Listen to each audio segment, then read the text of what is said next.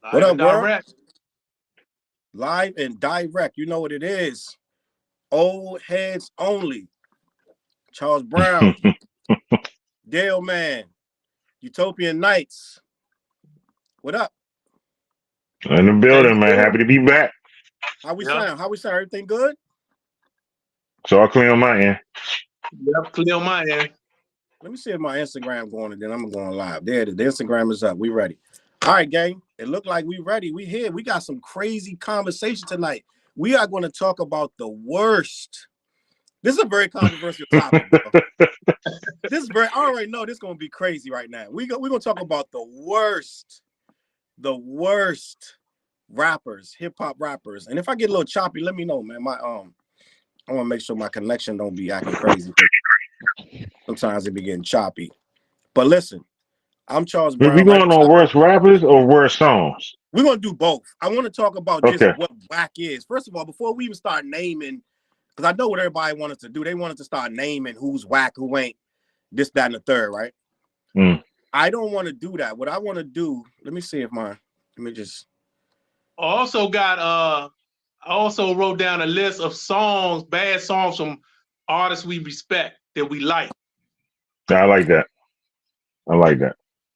Okay. Because even our favorite artists make the song we like. What the fuck was they doing? Why they make that? Like that, right? I feel that. I'm with that. Hold on, bro. I want to start by saying I know my eyes is red. I just had surgery. I know I look crazy. I probably look like the freaking Green Goblin, but no, I can't tell. Yeah. Oh, good. So listen, I feel like before we even start naming who's whack and who ain't whack, I feel like we need to have a conversation about, because we all got the same kind of frame of mind when it comes to this hip hop, but some people don't feel like we feel. You know what I mean? And what make something even whack in the first place? From a hip hop head, we supposed to be old heads. Well, from our perspective of this hip hop stuff, where does this start at? Where you say that's whack? When I start hearing something that's what make me feel like it's whack. Who want to start that conversation about what makes something worse or whack or bad? Well, it's interesting because we came from an era where originality was really, pronounced. So we had the difference between NWA and Def Jeff at the same time. You know what I'm saying? So it was a lot of different things happening. People didn't want to kind of carbon copy. There was no formula. So when things sounded formulaic, when it sounded like it was being mass produced for a particular reason instead of for the art of it itself back in that times, then we would quickly to label it whack. Now, it's still subjective, but I think during that time we had so much originality in hip hop that when you heard somebody coming out emulating somebody else or some shit sounded like they was trying to cater to a particular crowd or something, it was automatically suspect to us. So the number one rule to me, be yourself or be original.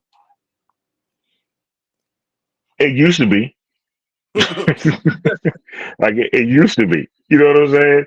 Like right now, whack is just you just don't like right now. Everything is anything goes.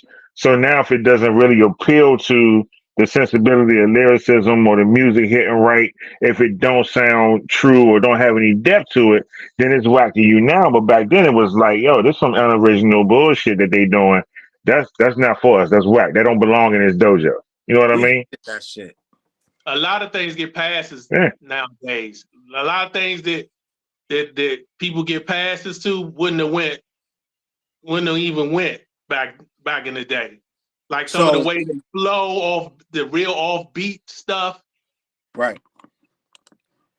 So basically, from our era, we're talking about from our era. The first thing is first, your style had to be original. That's what made it. If it wasn't original, that was the first thing that made you whack. That was the first problem. That was the thing that made us suspect to begin with. Like we might not buy your shit if you come out sounding like somebody else or like a carbon copy, but it's like they was hitting, so you come out doing the same thing and you don't have your own spin on it, then we automatically not gonna support you. It used to look crazy somebody coming out sound like somebody. Yeah. But that was blasphemous. There were exceptions because like Dana Dane and Slick Rick were very similar. Yeah, very similar. Yeah. They was in the same crew though. They was in the same crew when they started. But when we heard of them, they wasn't in that same crew no more. I know, but you can kind of understand why, because they started off in the same crew. So when they went solo, you kind of like gave it a pass because okay, they was together at first. It's not like he heard Slick Rick and said, "Oh, I'm gonna do that shit." You know what I'm saying? He was already with him before he even got on. So, and we never thought of either of them as whack. You know what I'm saying? No. Like the production, the songs, the what they was creating, what they was putting out. You know, it ain't turn us off. You know, not at all. I mean, Slick Rick had possibly one of the best hip hop albums of all time. You know, but Dana Dane had the like 2 or 3 joints at a party, and you put them shits on, you was good. Yeah. So even though the cadence was the same, the delivery, and you could tell Dana Dane apart from Slick Rick. Yeah, you can. You can. So let me put up, we got some comments in the building. Curtis, though, he was commenting on it. He was saying that Dana Dane was more of a funny story rapper, though. I think Slick Rick did the same thing. Yeah, Slick Rick had funny shit. He did the same thing. Yeah. So they were pretty much the same. Slick Rick was just a better version. Slick Rick is so good. He a better version than a lot of American dudes. He was spitting English, you know what I mean, like British. And he's better than a lot of American dudes. So he just is good. You know what I mean? So let me see these comments over here. Curtis got a comment, the style and the beat that's what he's saying that makes it the rapping, it makes things whack. And then he said Dana Dane was more of a funny story rapper. I agree. So I think also to get even more in depth in it, it was the formula, but it also then it went to actually how the person, like Guru says, the voice, right?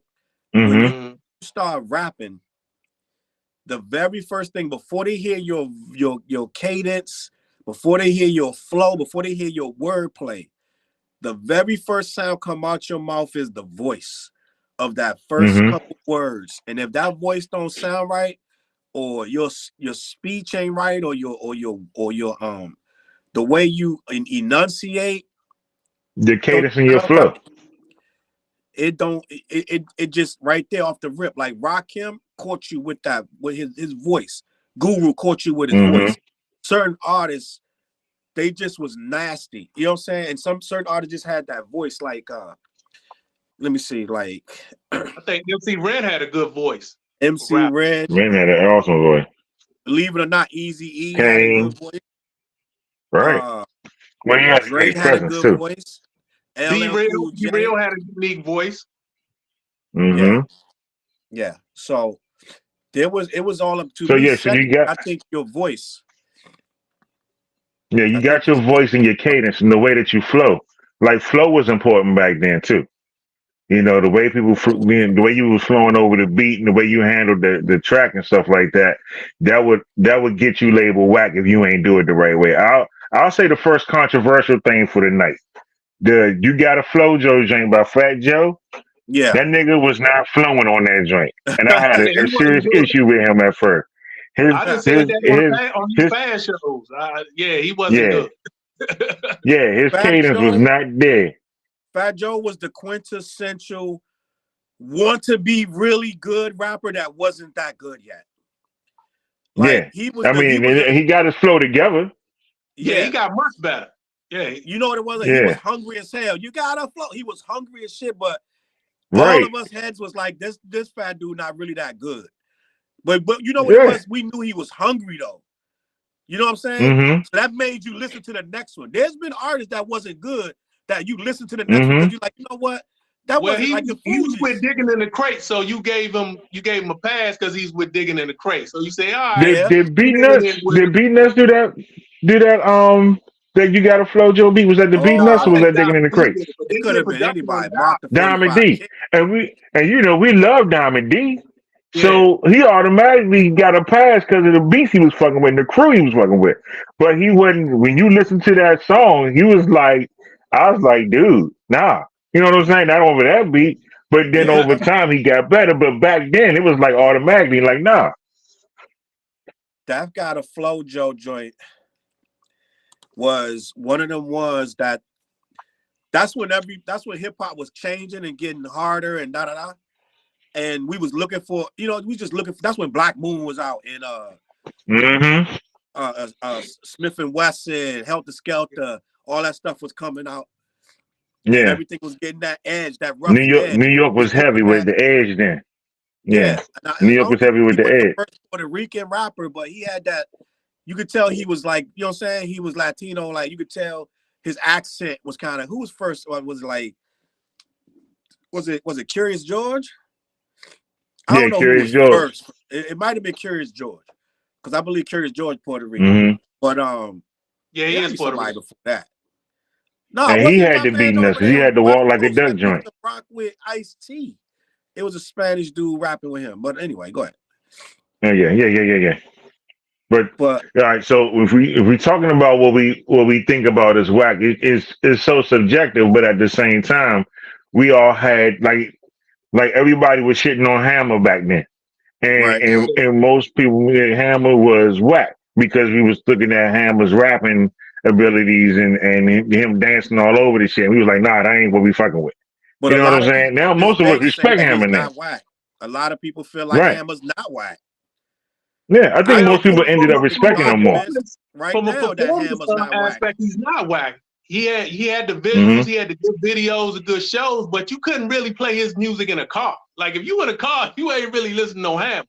It was more about the videos. And it depends on what you into. Some people was listening to Hammer, but I get it. If you asking me, he didn't make songs for you to listen to or in the car like that. Well, I don't think quote unquote hip hop heads was riding the Hammer, and that's the thing. I think we were more averse to hip hop starting to become more of a popular medium at the time. So when Third Base and all these other folks are going out, and we kind of like, yeah, fuck them. You know what I mean? And because we didn't see hip hop as that popular music, it might blow up, but it won't go pop. You know what I mean? So that was an easy way for us to attribute what was dope and what was whack. Like if your shit too poppy, we not messing with that. And like Dale said, some people gotta go. Some people gotta go because hip hop had like a lot of house shit. Do the Right Thing with a Redhead Kingpin. We let a lot of shit slide. You know what I'm saying? We was like partying with some of this stuff. I'm not gonna say Hammer was like, that's what hip hop was at one time though. Right. Hip hop was a lot of that party stuff, house shit. A lot of party. When it started to get a little more edgier, we started to edge that stuff out. But that's what it was at first. Like, I used to like Redhead Kingpin because he could dance and I liked the video, but I never played him in my car. I never played him in my earphones. Really? You see what I'm saying? I was riding around with KK. He had that Redhead Kingpin on all the time. I used to listen to that junk a lot too. Redhead, Kwame. I used to listen to Kwame all the time like that too. Yeah, but Kwame to me, man, he had some songs that wasn't really necessarily dance music. You know what I'm saying? Yeah. Who, Redhead? And Kwame was a lot doper than people gave him credit for too. He had music you could listen to in the car to me. And you know what? And the interesting thing is, the interesting thing about that was Kwame was the dude. Then he came out with that second album. He went hard on them polka dots. And then as soon as Biggie came out and said that shit, like that was it. Well, that man was like played out like Kwame and them fucking polka dots. He didn't say that. Kwame was already out And there. he cemented it. You know what I'm saying? It was like he played out like Kwame and them fucking polka dots. Like he name checked them like that. Yeah, he name checked them like that. He put him in the grave like that. But Kwame was nice. The rhythm, that first album still bangs. You know what I mean? But that mixture of pop music and underground hip hop, when it got a little terse, that's when we really started labeling people whack. I don't remember labeling nobody whack like that before that frame. You know what else too, Tony? Not only was we not really labeling people whack like that, we were very open to a lot of stuff. Right. But when we started to hear other rappers say these whack MCs, so you started to be like, who's the whack MC? Who's that? Am I the whack? Is you the whack? We started trying to figure out who's the whack MC. And what usually And ended then up we being the labeled whack MC was somebody who that was, like Tony said, imitating. They looked like they was perpetrating the fraud, quote unquote. They looked like they was trying to be LL. A lot of times, if you was trying to be anybody, was whack. What's that dude? And I know I'm gonna get killed for this, but he was down out of Texas or something. Raheem Bayshaw or something like that. He was out of Texas. He was acting like LL. He used to take his shirt off. He had the cane going. Oh yeah. Raheem Bayshaw. Like he was acting like LL. He used to dress like LL. And to us East Coast dudes, he was whack. Right? He was whack. So, and what? Remember, King's son. King's son wasn't. He not whack. King's son. He wasn't whack. I think he was Latino. Could have been. I think he was too. King's son is Latino. I'm not sure. I'm not 100% sure. But I rocked he that felt King's like son joint. a version of something else. Like it was like, okay, like a lesser version of Rock M. Seemed like he was a lesser version of Rock M. Everybody, but he was still good though. Real estate. Yeah, I like it. Everybody was fighting for like a Tim Dog. Right? That Tim Dog album was bad. Bad meaning bad. Like Tim, let's start there, Tim Dog. But some people bought it. Yeah, right? I think I bought it. I know I bought the album. Yeah, I was hyped about the album because it was hard. It was just confident. But when I bought the album, I didn't like the album. I thought the album was bad. Matter of fact, when Tony bought that Tim Dog, I was like, why you buy Tim Dog? But I listened to it at your house. The Giants won the Super Bowl. I had a dream. Right. The Giants won the Super Bowl. Yeah. I was like, what the hell? Tim Dog got some more money. And even then, you could find something on that Tim Dog album. And the only reason we bought it because why? He dissed Compton. He did West Coast for Compton. For Compton. Right. Compton. Yeah. See, my man but Ronnie, you know what, though? My man Ronnie in the comments said Tim Dog was fire. Okay. Yeah, okay. You know what I'm saying? Like but you know what? He was fire enough that we bought the joint. You know what I'm saying? We bought it. We remember his name. Do I remember anything else besides Fuck Compton? No. Fuck Compton. Yeah. He got me. But you know what? That's another thing too. Back then, we would buy the whole album off a single, and then we find out that they was whacking that. If it was just a real good single and nothing else. Do you know that the cassette single was a concept that came along through consumerism? They wasn't doing cassette singles and stuff. That came out as a way to get money from people. It wasn't a thing before. Right. Yeah. Oh yeah, Greene is right. He had a song called "Step to Me." Oh, Step to Me. Step to Me. Yeah, I Hey man. Tim Dog. But so now, three things. The third thing that make you whack to me be a beat that's kind of paper, is thin, or it's kind of like, to me, a beat can make a rapper whack. Like, for instance, who remembers the rapper from Mantronics? Nobody. No. But there was a rapper in Mantronics. But the beat wasn't strong to make you stay with that rapper. Or like, let me see, Cash Money and Marvelous. Their beats wasn't strong enough to rock with an EST or Steady B or Cool C, even though they was before. Or Will Fresh Prince and Jazzy Jeff. They was a carbon copy. The Fresh Prince. I think that's why they couldn't blow, because Fresh Prince got in there before him, and he did. Fresh Prince took their shine. He did better. So now it feels like they copied off that formula. It feels like they copied that formula. Somebody to find an ugly woman to make her your wife.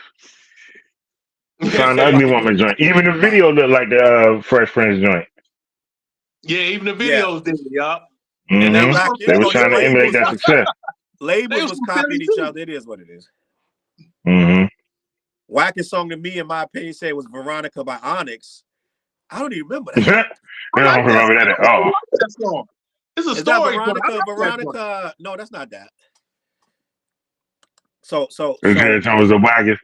I actually like I the don't even song. remember it. Yeah. So I think beats make a song whack. Even the Yeah. best, even the greatest rappers in history, some of them have some whack beats.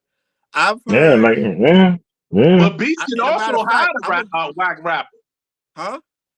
Beats can also hide a whack rapper. Like if you got a nice beat, whack rapper. it can cover Like, a person that can't really rap that well. I'm gonna say something blasphemous right now. Group Home. Yeah. Yeah. No, I agree Right? with him. I like Lil You're Dap. right. You're right. You're right. You're right. But You're them right. beats elevated them dudes. Yeah. Yeah. Like Malachi was terrible, y'all. Malachi was terrible. They made their rhymes sound great. Them dudes is bigger than life. Like, you know what I'm saying? I'm about to pull up their lyrics right now. They rhymes was so fire because of the beats. Of Primo beats. Lil Dap was decent though. I ain't gonna call Lil Dap whack. He was decent. It was the other guy, Malachi the Nutcracker. He was terrible. He wasn't that bad, though. Oh, yes, he was. But the beats did elevate them. Slow, huh? I think he was a little slow. Hold on, Group Home. He said he didn't want to rap. He said Premier forced him to rap because he got in trouble. He wanted to box, and Premier said he was in trouble with the law, and he said to get him out of trouble, he told the judge that he would make a record with him. So he didn't even want to rap. But he blew up off that. Yeah. For a little bit, he had a good time. They had some big ass rap Superstar. Let me get these lyrics. They These are some of my favorite lyrics by them. Yeah, Superstar. Yeah, them joints is bomb. That whole album. I still listen to that album to this day. Yeah, nah. See, and now you talking shit about Malachi. Yeah, but the beats are banging. I like Lil Dap. Lil Dap was nice. In the comments, somebody said Malachi was whack. TG said, salute Deuce. Deuce said, beats do bring songs down, but they can elevate weak raps. That's a fact. Yeah, that's what I was Victor saying. Victor said Milli Vanilli was whack. That's funny.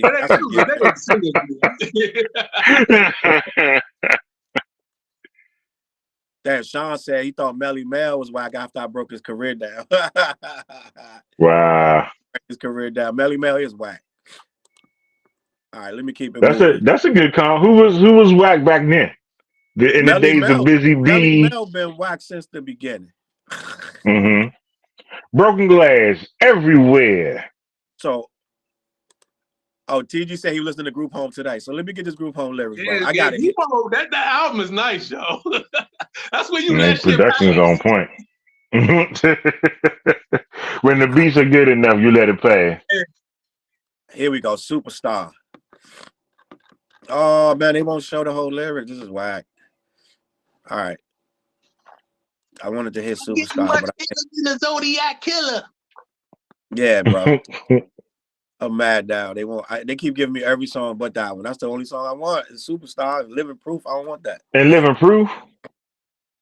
Yeah, but I want to do the Superstar lyrics, man. Did they have a second album or they just had one? They had like years. They had 2 albums. Years later. They had 2 albums. So let me see. Ronnie said Lotto from 8 Mile. Be nice. So listen, so we said acting too formulaic, like trying to be like somebody else. We said the voice makes it whack, and we said the beat can make you whack. The beat, right? I think what else can make a song whack. I think what else can make a song whack, and this is coming from like a good rapper.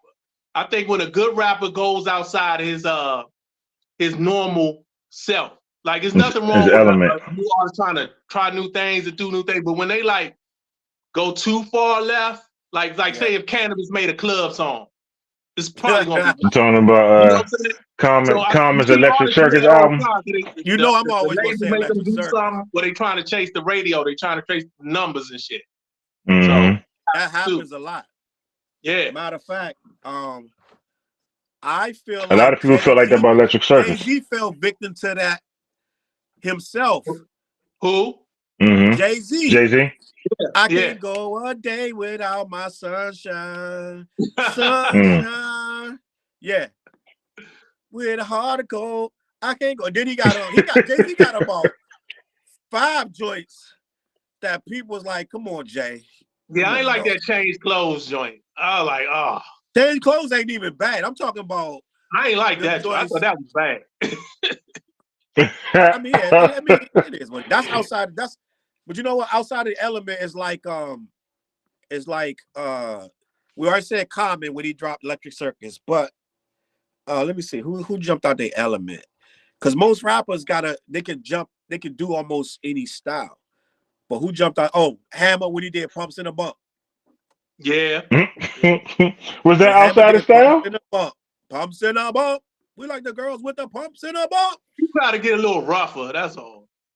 Yeah, but it ain't work for him. And then when who else did that? When Ja Rule tried to get blood in his eye because he was coming back, and he tried to get now the New York joint was cool, but when Ja Rule changed his style, he stopped singing and tried to get hard.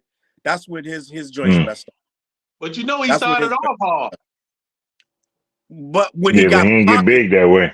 When he got popping, he didn't pop until he started making them little joints with J-Lo and Ashanti. That's the Miami joint. Look right there. Yeah, he got a lot of whack songs to me, but yeah, I couldn't really. When Ja was is Ja Rule whack? How big he was, but he still wasn't. I really wasn't rocking with. A lot of people to this day swear by his. I consider him whack, but that's just me. I consider him whack. I never liked him. I never really liked him. TG said, "Sir, mix." Nah, I never this song. Do we give people like Sir Mix-a-Lot a pass or no? So Sir Mix-a-Lot, like in this conversation, do we even think about Sir Mix-a-Lot like that, or we just like that was a different era? So we talked about like last podcast, last show we talked about Sir Mix-a-Lot. When he first dropped, he dropped in an era where anything goes. So he was making a lot of stuff. I mean, when he first came out, hip hop was still defining itself, and right. he went either way, depending on how you rocked with him or not. But I bought the first Sir Mix-a-Lot album. I didn't have a problem with it, but I understand what he means, right? Buttermilk biscuits, hold down. So I understand what he means. Hey, Posse on Broadway was the shit. I can't knock it. Curtis said, "Sir Mix-a-Lot, my posse's on Broadway." That was Posse on Broadway was the shit, yeah. That was the best song on there.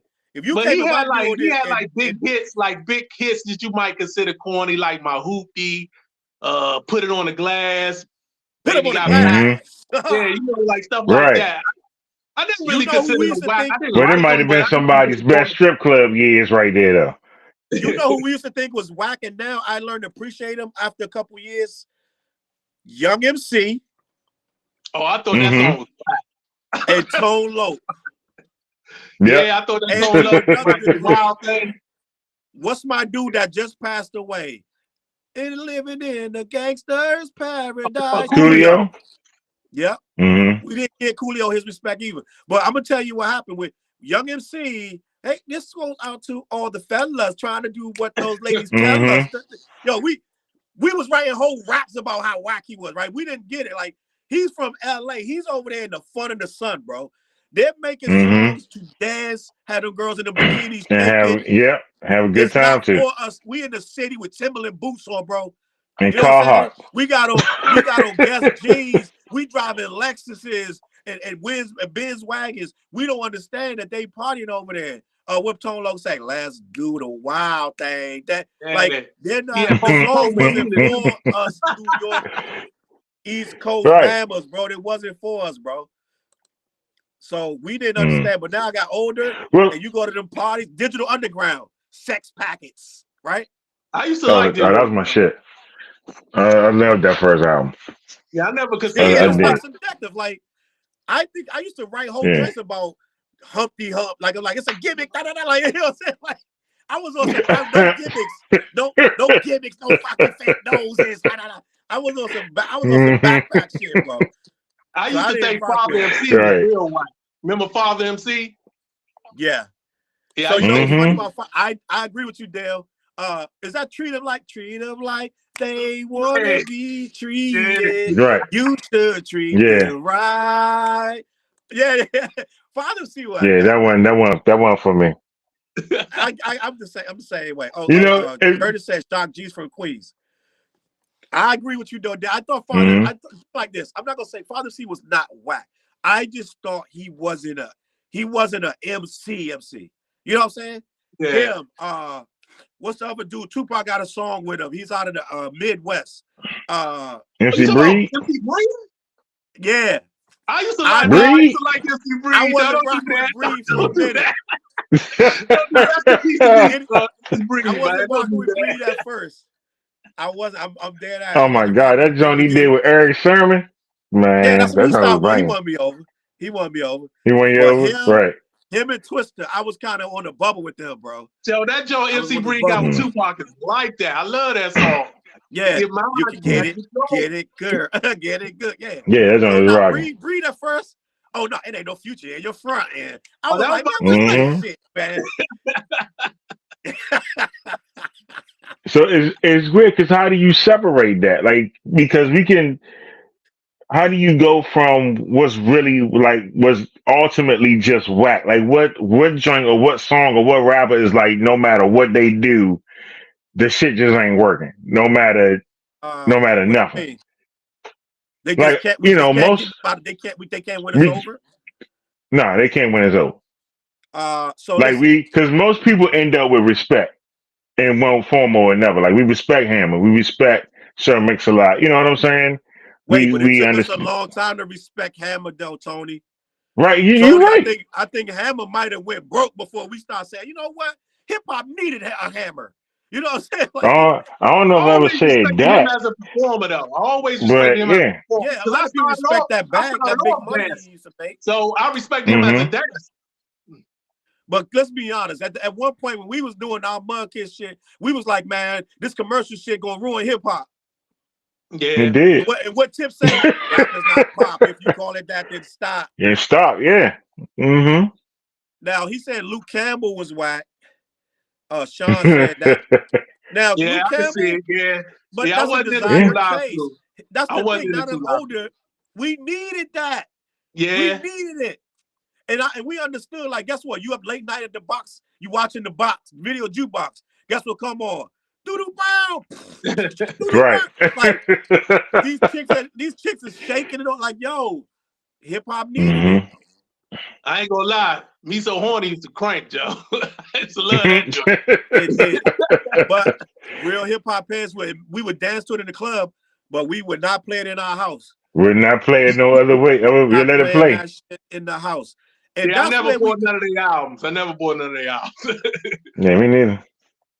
And that's where we got to figure out, because everybody started gravitating to what they thought was dope. Like we started gravitating to more lyrical soul samples, more conscious, more thoughtful, more hardcore. We gravitate to that. But some people like the party stuff, right? Some people like the love stuff. Some people like the story stuff. So it's like we gravitated at some point. We decided that EPMD was real hip hop and everything else was like, if it wasn't that kind of style, you know what I'm saying? Like Infinity Joke, he just brought up. He never liked how Nelly rapped. Yeah, I was never a Nelly fan. I'm never a Nelly fan either. I never heard a Nelly album. But if you ask me if he's whack, I'm saying he's whack. Nelly put up crazy numbers. It's whack to me. I mean, you know, I don't even know if I never even thought about it. You know what I'm saying? Like he had songs I would hear on the radio, or our DJ would play at a party or something, but I never thought about going any further than that. Right. You know what I'm saying? Like like, you know, Neptunes did the beat, the shit was cranking there, but I was like, no, I'm not gonna go, because it was like party music. You know what I mean? So when it came down to like listening to hip hop, it was to a point where hip hop wasn't party music to me no more. Right. And you know what? And that's where I separated it. Unfairly, we started to say if you were doing party hip hop, you were whack. Right. That's exactly what happened. We started to be like, never mind the fact for Sean Bay saying, what do we think of BWP? So I think, is that Bitches with Problems? Yeah, I remember that. So, yeah. I wasn't listening to that. But go ahead. I remember the video. We we unfairly started to X out party rap. By the time Puffy came, that shit was taboo. We couldn't Right. stand Puffy, shiny suits, none of that shit. We was like, get that shiny suit shit out of here. You know what I'm Yeah. saying?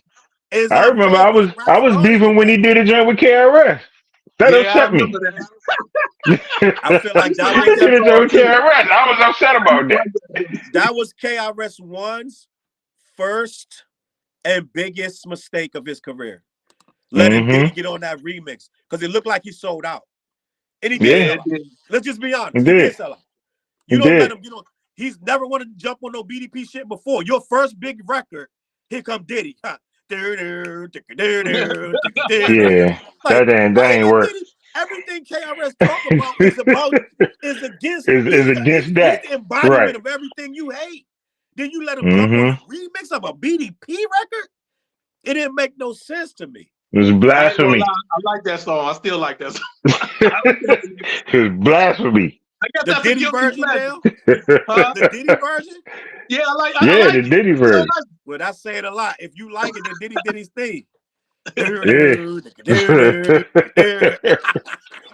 just made no Diddy sense. did his thing then, damn. Mm-hmm. Dude said party music is fine. Curtis said we basically played ourselves shitting on party rap. We used to dance as young kids and teenagers. You know what it was? When all that woo shit came and all this lyrical, spiritual, organized confusion, De La Soul, all that lyrical shit, we wasn't going back. We wasn't going Right. back. So then it's But like, we if came your up on stuff, Curtis Blow, yeah, Run Curtis DMC. Blow, We came up on party shit, yeah. yeah, I really wasn't into Curtis Blow like that, but I ain't had no choice when he came out. Mm-hmm. But once that stuff got lyrical, spiritual, miracle, we wasn't going back. It's like, bro, we looking for more hieroglyphic.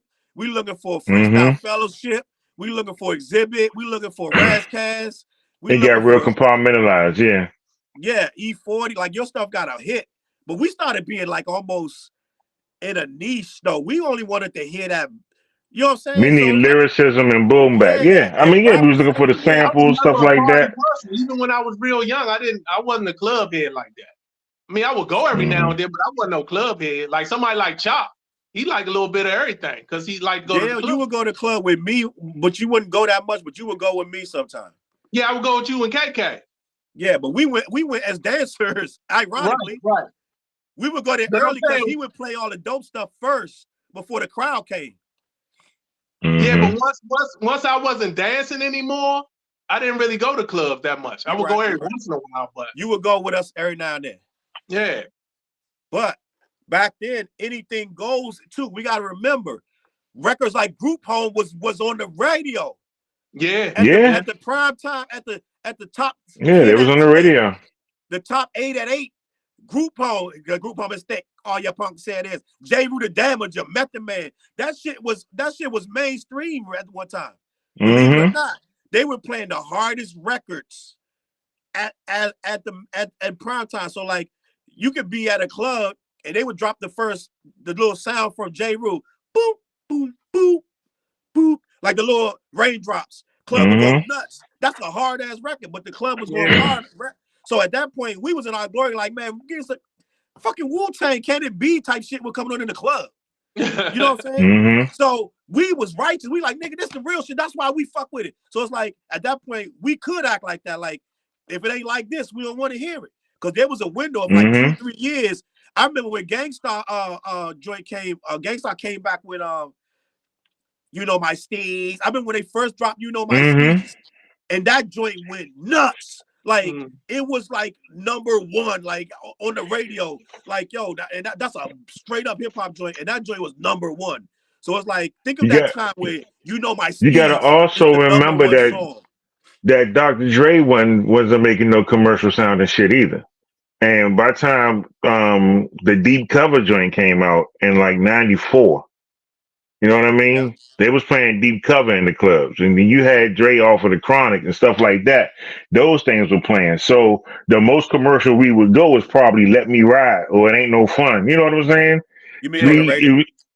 Like as far as heads are concerned, you know, it wasn't. It kind of shifted where we got grimy ahead, and the West Coast had them Dre joints like that, and so that kind of vibe on both ends. Plus, Tupac wasn't making no outrageously commercial sounding shit either. You know what I mean? Like it That's was true. just a whole different. It was a whole different circumference of music at the time. Like it really didn't get back into that until Puff was like doing "Feel So Good" and like all that kind of shit. You know, that nigga started dancing in the club again. Now you see But I that think question during that, Curtis posed right there. That's a good what's that? question. He said, "What do you think about the joints Gangstar had with Total and Casey and JoJo? I didn't Those are like the joint. attempts I didn't at like the joint with Casey commercialized and records, JoJo. low key. I Huh? didn't like the joint with Casey and JoJo. I did. It was okay. I Didn't didn't like have it. problems. What's that? I don't Royalty? think it's whack. I just didn't care. know how to act, and never I do. You know what I do? Hold on. Right, that's royalty. That's royalty. Yeah, it's not bad. Royalty I like wasn't that. Oh, I love that beat. Yeah, I love the beat, the royalty. Yeah, Royalty wasn't a bad record. I don't have no problem with them joints. Like I like But you know what? That happened a lot too. Remember the Mob Deep joint with 112? Yeah. Yeah, That ain't Mobb sound Deep right to went me. commercial when they got with 50.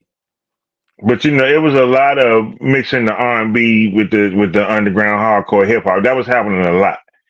You know what I mean? That was happening a lot. You know why though? It got really competitive in New York. A lot of dudes had record deals that they wanted to keep.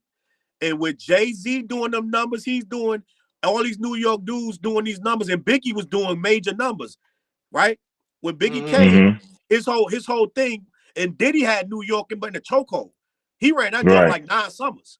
So like Jay-Z had Mary J. Blige on his joint. At some point, you had to compete with that. So you can't keep coming so up with this grimy stuff. Yeah, hold on. Let me put this charge on you. I'm gonna get right back on the set. All right. My charger crazy too. I'm about to have to charge my joint when he come back. Huh? Already got it hooked up. Hold up.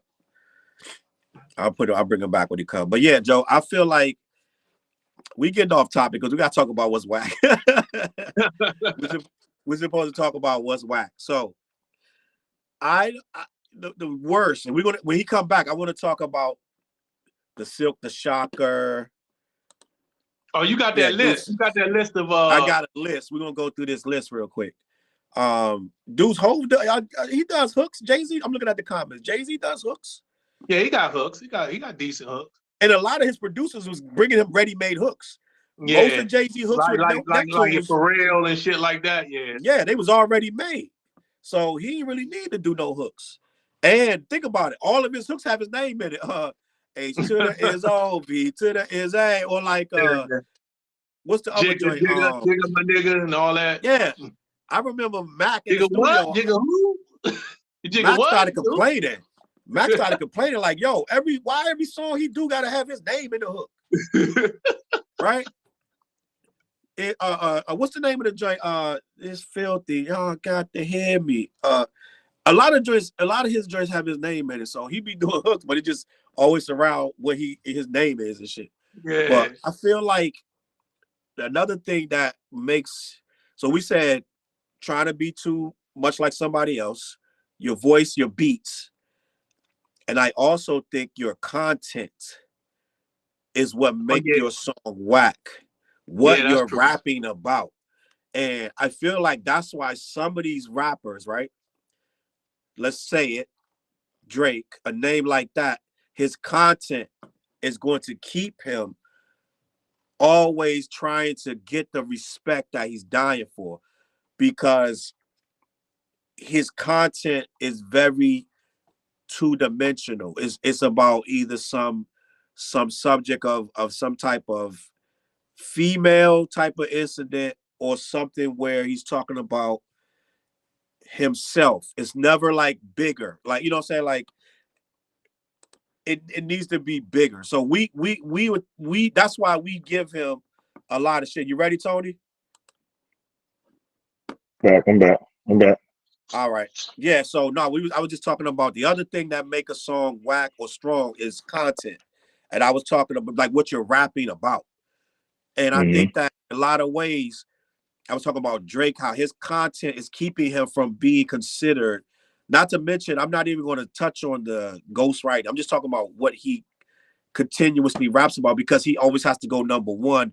His content is very 1-2 dimensional. It stays right there. You know what I'm saying? So somebody Say that we like watered revere. down, dumbed down, watered down, dumbed Yeah, down. yeah. And I feel You like know what? When it go comes ahead, to King. Drake, I think it's really interesting because Drake's favorite MC, I believe, was Fonte. I believe I heard him say that before. Yep. Who is actually one of my favorite MCs? Like I think Fonte is like one of the most underrated MCs ever. But I've never personally, I've heard it in him, like one or two tracks, but I never really gravitated towards Drake. The content, the subject matter, it really, it never caught me, and it was always like he's staying in one lane. That's his thing. He just seems like he's the amalgamation of popular rap, and that's just what he's going to do. Hmm. It was, and the thing is, I've heard certain songs from him that shows his lyrical prowess and the fact that he can, but it was never a good enough balance for me to say, okay, let me delve into his catalog and see what he really about. Right. That's Yeah, what I it think Like is. he can I've done rap that when for he wants to. Cole. Yeah, I've done that for Cole. I've done that for Kendrick. I've done that for Two Chains. Right. Like a So, lot of rappers, you know what I'm saying? I've listened to what else they did because it was something about them that ushered me into it, but it never happened with Drake. And Yeah, it's I nothing think against him. Yeah, it's nothing against him. It's just how it ended up being. And like like I said, Fonte is my dude. Like when I like that's one of my favorite rappers. And I can mhm. hear the cadence in Drake. You know what I'm saying? Just like I always say, I can hear the cadence of King T and Biggie. But there was something that kind of ostracized me from getting into his music like that. And I can't really I wouldn't say that he whack. You know what I No, mean? I wouldn't Like say I he don't whack. think the dude whack. You know, I wouldn't He say that makes some at whack all. songs, but he not whack. Right, and that's the difference. He can, but that shit ain't for me. He No, got a not for whole me different either. demographic he talking to. You know what I mean? Like And I've I, and I've given him a shot. I listened to a lot of his early records. I even have some of his uh huh, early records. He just don't do it for me. right, right. Yeah, but so that's the thing about that. And you know when we got on when we talked about the subject of whack rap, I could talk more about whack songs, but as an artist as a whole, it takes a lot to just be straight out whack. And then it takes a lot to be whack and then be memorable. Like a lot of yeah, whack right. Because people, you I don't don't remember them if they remember. whack. All Yeah. right, I don't remember no whack dudes. You know what I mean? So it's kind of like I'd have to really like sift through and be like, yo, who was Man, so I can't whack even that I was just remember. like, I don't want the CD no more. I don't All want right, the I tape got a no more because list they right so here, whack. Tony. Let's go through this list right here. So I'm gonna look at this list. It's the 25 worst rappers ever, and it's on IMDb of all places, right? Hmm. Ain't that the movie IMDb, the joint? movie site. Why would it be there? I don't know. But Two chains like that, man. there's a couple, there's different lists, but I think this list is probably going to be closer to what most people would say. So first number one rapper on this 25 worst is Vanilla Ice. Mm. Hmm. Hmm. What do y'all think about Vanilla Ice being on the number one worst rapper of all time? Well, he probably He would belongs beg to on there, but differ. I never gave much thought. Number one though, like that's it's one thing to be kind of like an entity of something that a label kind of created to be a thing. And there's another thing to be like a dude that really was like out here acting like they could rap and they just couldn't. You know what I mean? Like Yeah, I yeah. don't know if that's really fair to him. Then he go off and do like rock or some shit like that after that. Yeah. Well, that's what a Yeah. lot Like of them I do. That's what a lot of You them do. yeah. you know what though? If you're gonna humanize, you can humanize everybody till nobody's whack. You know what I'm Right. saying? So at some point, we're gonna humanize everybody to a degree. Like yeah, So because I could say Magoo, but I don't feel like, but I feel bad because he passed. You know what I'm saying? Like Magoo was a whack rapper. You know what people I'm give saying? But Magoo I that was tag, man. Magoo was not bad, bro. Magoo had Timberland beats behind him at a time when them joints was just hot and we weren't paying no attention. You know what I'm saying? Curtis said Vanilla Ice only had one hit. You're bugging, Kurt. He said he only had Ninja Rap. They Ninja have Rap was one of Ninja the Rap. biggest records in the world. Yeah. Now listen, my opinion of Vanilla Ice, right? We were conditioned to hate Vanilla Ice. But I'm gonna tell you Right. something. I just watched his interview on Vlad TV. I didn't know he went to black clubs up and down through the South for 3 years before we heard of him. He was on the Kingdom Circuit doing black clubs in the hood everywhere, going to open mics, rapping everywhere, doing more than most of the rappers was doing that was on. Right. So he didn't just get handed this thing, like he worked at that craft. Now you may say he's good, bad, or indifferent, right? And I as like I said, I got older because I first said what I said earlier, some stuff that I was like, I couldn't jack it. Then I got like Tone Low, do the wild thing and all that stuff. I'm not a fan of Vanilla Ice, but his story is fantastic. He was one of the first people to take a sample and not clear it and blow up and then pay later. He laid the groundwork for doing that. Like they paid Sting later. Up. Right. That was David Bowie. Not Sting, David Bowie. They was the first. Was it Queen and David Bowie together? Yeah, it was their song together, Under Pressure. They was the first ones to just take that and blow it up that big and then pay it later. Like, yo, we'll deal with that later. But this dude really, he said it best. He said, without my money, you wouldn't have Death Row. You wouldn't have Dr. Dre. You wouldn't have Snoop, because his money was low-key extorted out of him to create that lane for them artists. We talking about Suge Knight? Yeah, they extorted him and got his money out of him and made them artists with his money. So, and he was still, his name's still involved with it. He gets paid some kind of way. I don't remember how, but. All right. So do we humanize or no when we go through this list? Do we think about those other things, or we just go with the creative output? I want to do this. I want to humanize him, but we still got to call a spade a spade. Okay. Was Vanilla Ice a good rapper? To me, he could rap, but he wasn't a good rapper. Now, think about this. At one point, a lot of white guys wanted to rap. Remember Brian Austin Greene from Beverly Hills 90210 started rapping. It was awful. Yeah, Kobe Bryant, he was awful. Mark in the joint. Marky Mark, wasn't that great of a rapper, but he wasn't. At one point, he was the biggest star in the world. So we're gonna have to say our personal preference. Did I go around and listen to Vanilla Ice? Absolutely not. No, I didn't buy the record. But I would say Marky Mark was worse than Vanilla Ice. Yes, I thought. Yeah. Well, I don't know. I think they equal to me, but they both. To me, they was gimmicks. Right? They was gimmicks. That's what it felt like. Yeah. Just because they was white, like when Eminem came, you like, oh, this white boy, because he's really about this rapping. You know what I'm saying? Yeah. And Vanilla Ice, bless his heart, he was trying to be about it too, but he just didn't have it. He didn't have the skills. Right? It was just, let's just put it, he didn't have the skills. And that's like Asher Roth. Asher Roth had skills. Mac Miller got skills, had skills. You know what I'm saying? That's what it boiled down to. Yeah, so let's talk about skills. That's what it boiled down to. So let's go to the next one. So Vanilla Ice, we're gonna give it to him. We humanize him, but at the end of the day, as a straight he was a whack MC. He's not that good of a rapper. Number two, and this controversial low key, Soldier Boy. I don't have any proof that he was a good lyricist. Yeah, I never listened to none of these dudes' albums, so it feels kind of funny for me to judge them. You know why though? But Dale, almost every rapper has enough content for you to judge without listening to the album. So there's people. So like, "Girl Come Do Me" by GZA, to me, is an awful record. That song is bad. Girl Come Do Me, right? And if I hear 3 of those, to me, you're garbage. Right. If GZA make 3 Girl Come Do Me, he's trash. Yeah, that's true. That's true. Ain't no ifs, ands, or buts. We don't want to hear none of this other stuff. Nah, there's no lyrical prowess.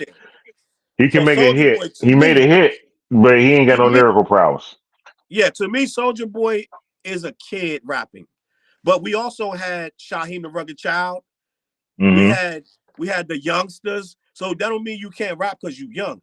But he did his thing for young people. But as a rapper, when he was rapping at that age, even though he was young, I'm gonna give him the fact that he was a young person, but he still was not a good rapper. I feel like He he was get the better. first TikTok rapper before TikTok. He was a social media rapper before social media.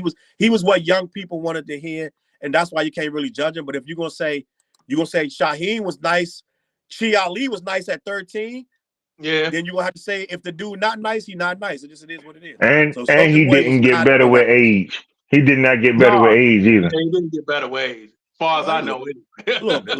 Mm-mm. All right, so they got Milli Vanilli. We're not even talking about no Milli Vanilli.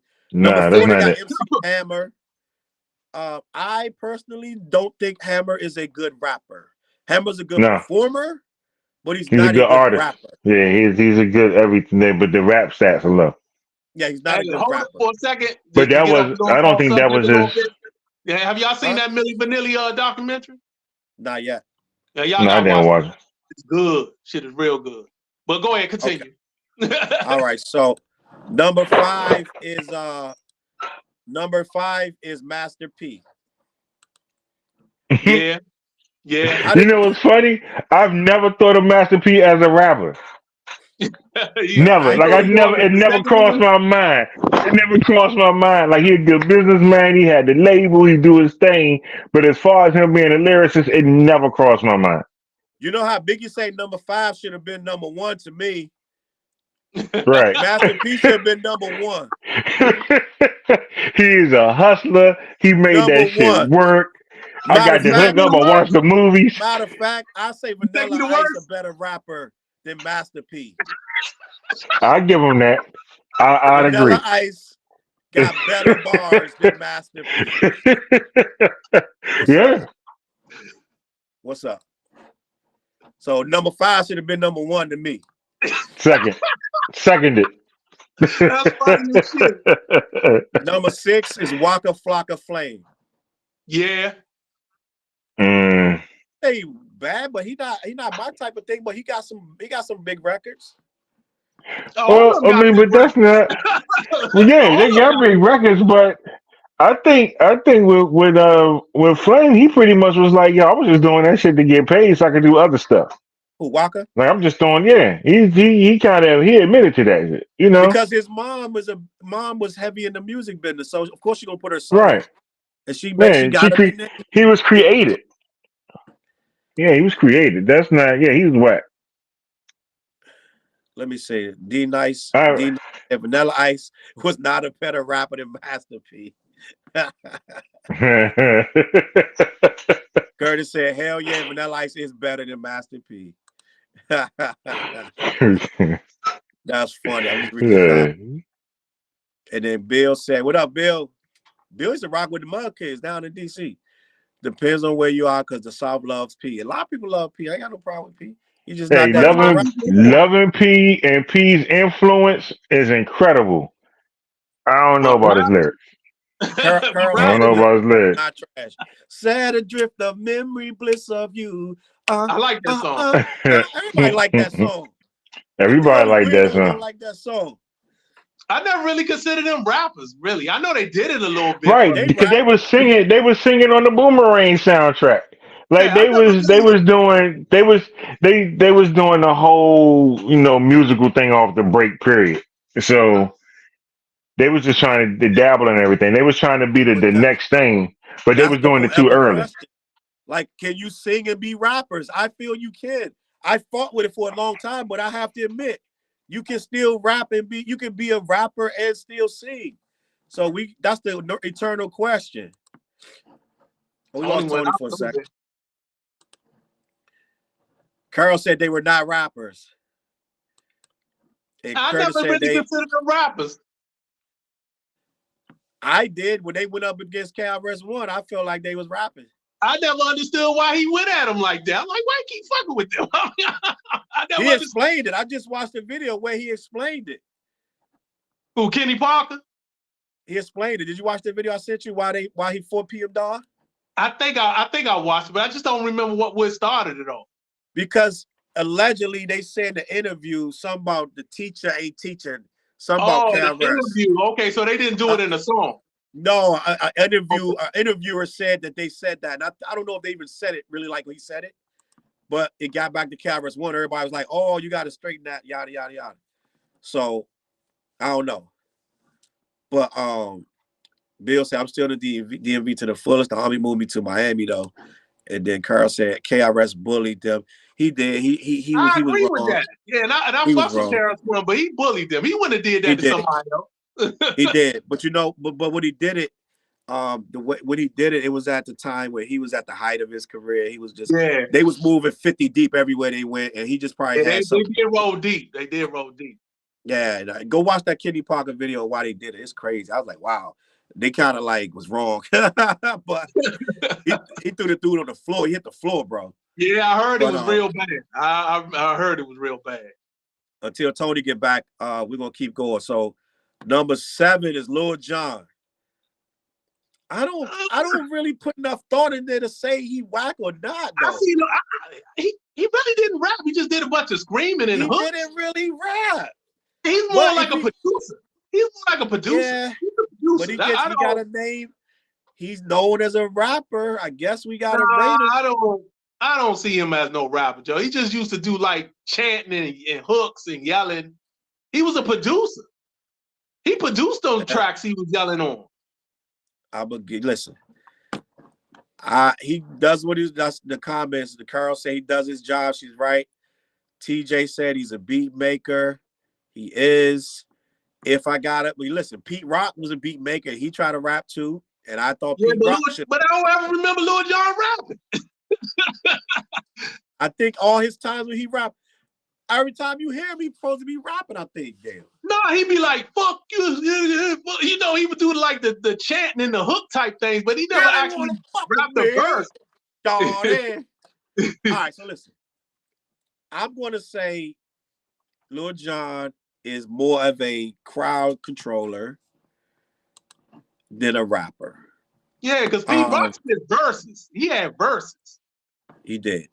I don't remember a whole verse from Lil Jon. All right, so we're going to do this. I don't know. We're going to put an asterisk next to Lil Jon. Let me move on. Flavor Flav is next. I can go with Flav. Flav got rhymes. Flav got whole songs where he's rhyming. Yeah, I can go with Flav. Flav was awful. Flavor Flav is an awful rapper. You ain't like 911? 911. Like what? Flavor Flav was awful rapping. He was. He was one of the worst rappers ever. As a matter of fact, Flavor Flav was when you started to see they're doing this just for money. At that point, you realize, okay, this one of them times when they got him in the studio just to get a solo song out of him to make some money off him. Like, that was crazy. He got a solo song on their first album, though. I think called Mega Blast. But I don't think that's good either. But no, it ain't.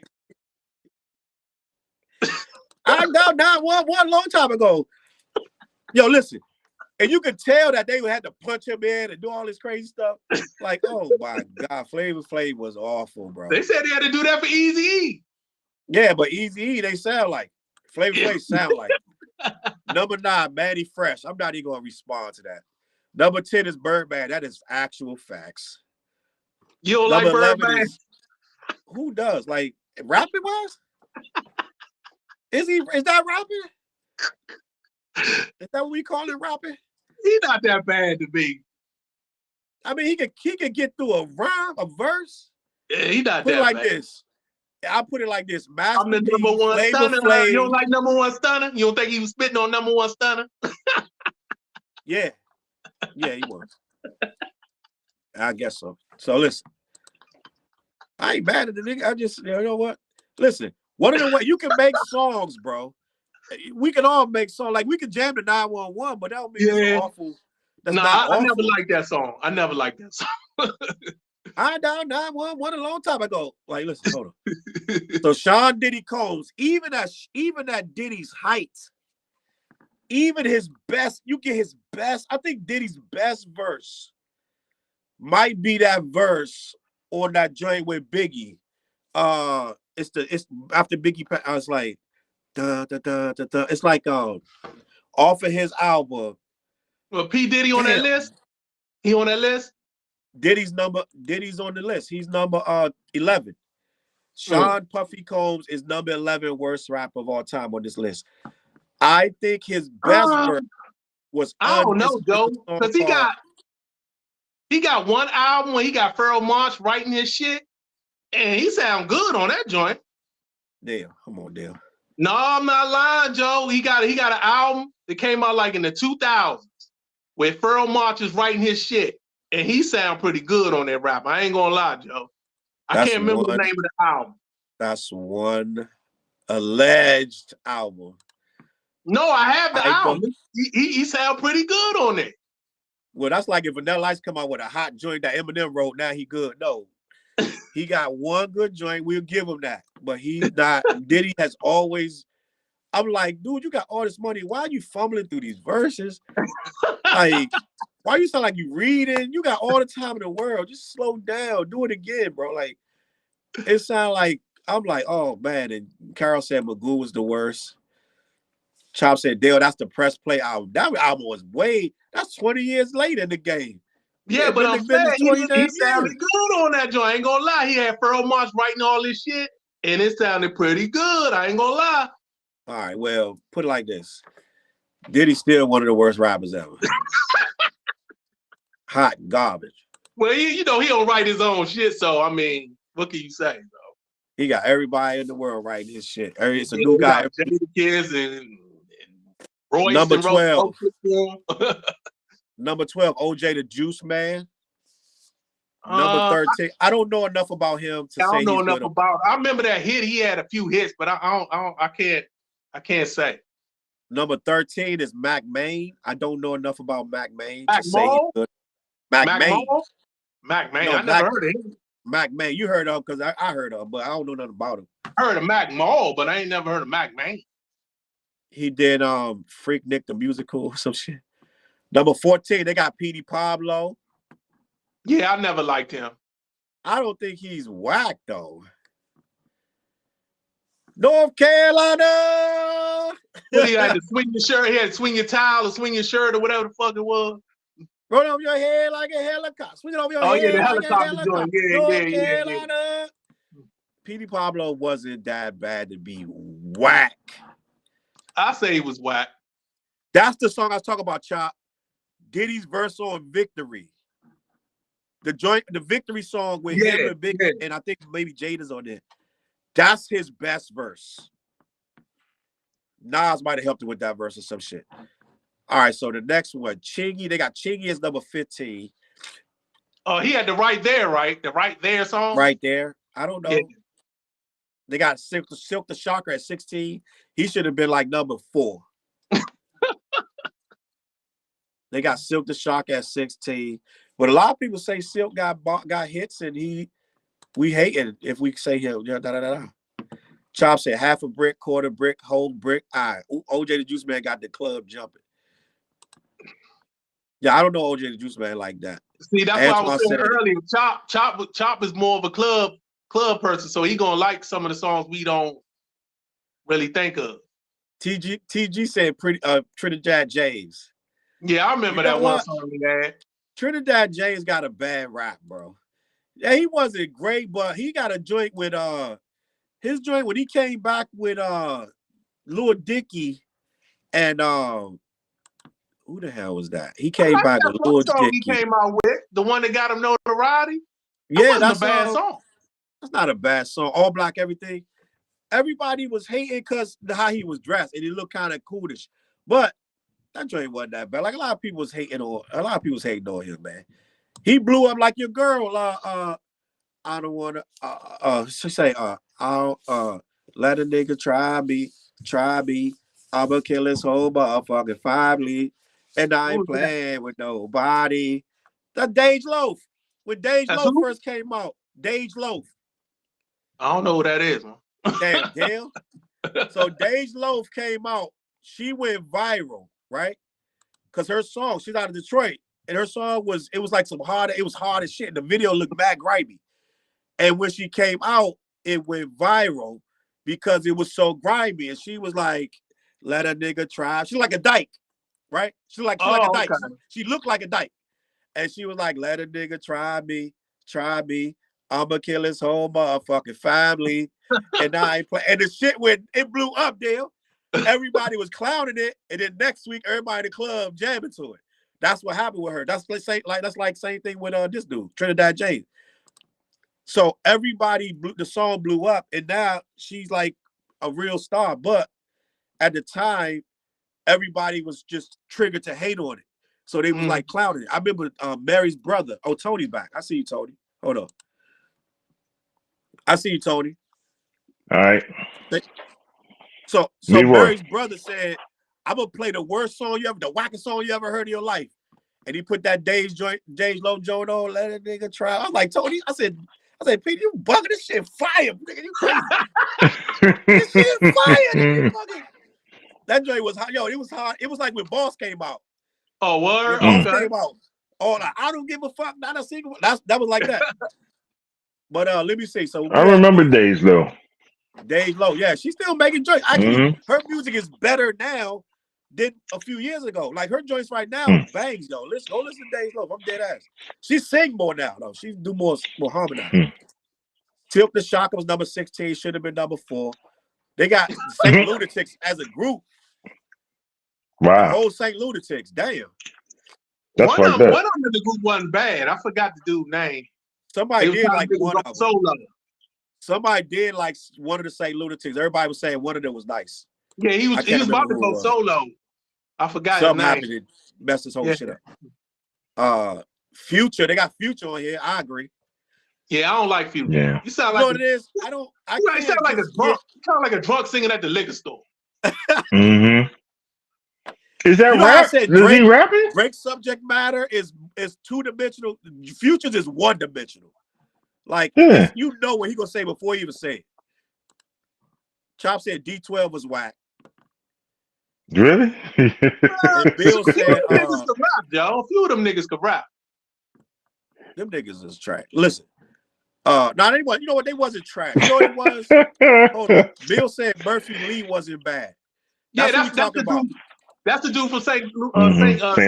Yeah, but I think there was 2 Murphy Lees though. I think there was an issue with that name. I think somebody out of New York or Jersey was named Murphy Lee too, and they had an issue with him. So, but listen, all right. So, what were we just talking about right before that? Future. That I don't even consider him rap. I thought he just sang real slow. No, he's considered the double, like 2 or 3 rapper in the world. You call that singing? Oh no, you know what I was? I don't call it rapping. I don't know what it is. I don't know what it is. You know what happened with D12? Chop said D12 was the only whack one to me. Who? Bizarre was the only whack one to me. When you take 5 dudes and put them in a group and try to make that group big as Eminem, you're gonna have to package that group a certain kind of way. So they packaged them as a freaking a goofball group because that's what Eminem was doing. I was just about to say that. It was real goofy. Their albums were not good because they were so damn goofy, Joe. Flair's in the building. He said Mark Wahlberg was bad. Yeah, we put him on. We put him up there. We put him up before. Was Royce in Royce wasn't in that group. What D12 was he? He wasn't in D12. No, he was beefing with him. I mean, at one time it was like they was about to kill each other. All right, number 19 is Gucci Man. Number 20, Yin Yang Twins. Why they say Yin Yang Twins? Why? It was whack to me. It was whack to me. Wait, hold up. But wait a minute. Gucci Man got a lot of love. I don't like Gucci Man. At one point though, his joints are funny though. They funny to me. At one point, I would have agreed that Gucci Man is whack. I would have said that myself. I don't say that no more, but at one point I was like, Gucci Man. Whack. Right. I like his songs are like funny. You know what I'm saying? Like Project Pat. Like Project Pat can't really rap, but his songs are funny. You know what I'm saying? Bomb chicken head, bomb chicken head, bomb. So yeah, it's like a comedian. Oh no, come on, Fliz. He said Mellow Man Ace was bad. Stop picking on Mellow Man Ace. He ain't hurt nobody. Mellow Man Ace caught a straight bullet. Yeah, he got me a deal to know, man. I had that first Mellow Mayonnaise album too. Mm-hmm. Yeah, I heard. I remember that. I remember that joint. I can't even remember if I liked it or not. I can't remember. If you don't remember nothing, it don't stick. It don't stick. Let me see. D12 had In the Club first. You can find the demo on YouTube. 50 basically jacked the whole steez. Wow. Mm. It wouldn't have worked with them though. No, I wouldn't. No, it wouldn't have They'd have worked. made it goofy. They'd have made it real goofy. And shit. Yeah, they would have made it goofy. Especially when Bizarre got on and shit. He started saying some wild, crazy shit. Challz said Project Pat verse on Poppin' by Carla was dope as shit. It was. He's right. All right, let me see the rest of the list. Sub Young, you fucking exhibiting. Nope, it's not trash. Exhibit trash. Exhibit is not trash. We're not gonna do that. Smoke. You bugging out. You bugging out. Hey, you saw how they felt and they said it. Damn it. Go watch that. Go watch that. What you see is what you get. Video exhibit first video. That's one of the best videos ever made, Joe. Ever. To this day. Top 20 videos in history. They put Nick Cannon on the list. Shit. Huh? They said Nick Cannon. Yeah, Nick Cannon is it should be like number 5, 6. Kobe Bryant number 7. Oh, Kobe some young Bryant. fat guy said exhibit big trash.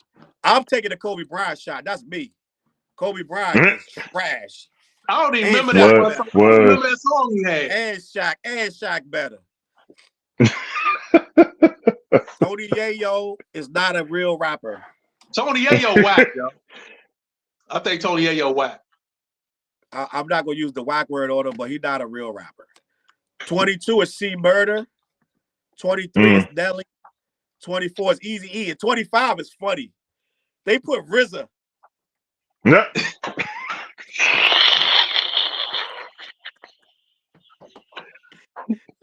First of all, RZA not right. Let me honest though. It's debatable. It's debatable. No, wait. Like RZA. So I guess I was whack.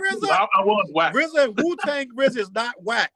RZA right now is garbage. By itself, RZA outside of Wu-Tang? RZA right now in 2024 is one of the worst rappers in the history of rap. That dude is trash. He is real trash right now. I listened to that last album, The Snake Pit, or whatever that shit is. Man, that joint was so trash. I was like, this nigga got on all linens. He barefoot with a little ukulele. Like, he walking around like smoking peyote. Like, this dude he not a rapper no more, bro. This dude like a mountain man. Like, he's like living too good.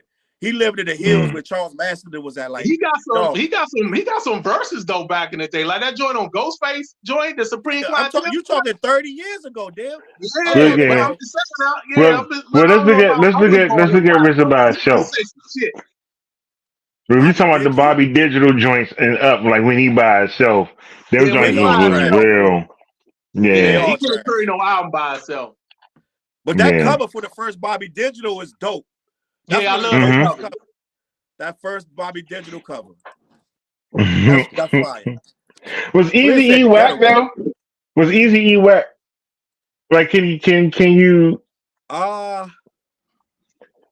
No. Easy E, though, put it like this: to a real lyricist who took time to get their pen game together, Easy E is garbage. Right. But to someone who likes rap music for the love of the music, Easy E is fire. But he wasn't even trying to rap. They like convinced him to rap. So that wasn't he wasn't even his thing. Well, he wasn't writing. He really couldn't flow. They had to work it through, you know. But the output, I guess I'll base it on the output for Easy. You know what I'm saying? Like Easy does it. The songs that he put out, like he got classic joints. You know what I'm saying? Like classic songs. I don't know if I'd be like. Easy E best lyrical performances is on the NWA albums. Yeah, that's true. The last 2 or 3. Yeah. Easy. Like he was sharp. Like this nigga was so sharp on them 100 miles and running joint and a nigga for life joint. This dude was go listen to them joints. He was nasty, dog. I'm like, how they got him in this pocket like this? Like Roland, like his cadence, like Easy E was on fire. Like really Right. listen to them joints when he was now by himself. Then that's something different. Yeah, you can hear him And stuttering. and I would say this: it says a lot when the dude that wrote his lyrics is the dude that's gone, and Easy kept progressing like that. Yeah. So here we go. And Like here we go. The first joint, cruising down the street in my 6'4", jocking the freaks, clocking the dough. Went to the park to get the scoop. Knuckles out here, cold shooting some hoops. Like it's goofy, but we loved it, bro. It was real. You know, right. It was good. But Ice Cube wrote it. Yeah. Ice Cube was writing his rhymes. Yeah. And we not gonna say Cube whack. That I say. So listen, Chop said he loved the Bobby Digital album. Chop, you suspect. The first Bobby Digital, I think was a little. It was passable. The first one, I like two songs on it. I like 2 songs on that joint. Bobby. I don't even remember it. Bobby. Digi. Like, yeah. I think it was stealing money with that bullshit. Flynn said Easy was kind of whack. Yeah, he was kind of. He kind of was, but he was great. We love Easy. Some young fat guy said Game was whack. He said the Game is trash. Nah, Game can spit. No, Game ain't whack. Game one of the most improved rappers to me. He's one of the most improved rappers to me. Game makes solid albums, bro. He made good albums, man. Yeah, he does. He got a lot better than me over the years. Only mistake he made recently was that Eminem, that 10-minute Eminem diss. That shit was whack. Now that was whack. That was trash. Flynn said Miss Melody was bad. Damn, what's going on, Miss Melody? Melody. Flynn was like, that chick was trash. Hey, man. He messing with people in their grave and shit. Let her rest, man. Hey, let her rest. Please, we talked about Tim Dog. Folk Compton. Tim Dog was whack. But he dead too. All right. What about good rappers with whack songs?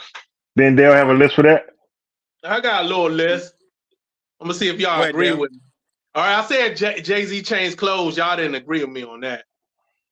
No, I like Change Flow. No, Nostradamus. The actual song, I'm not talking about the album, the actual song, Nostradamus. Nasty. Hold on. And now he is it went from Nas to Nasty. I almost got it. Now he is Nostradamus.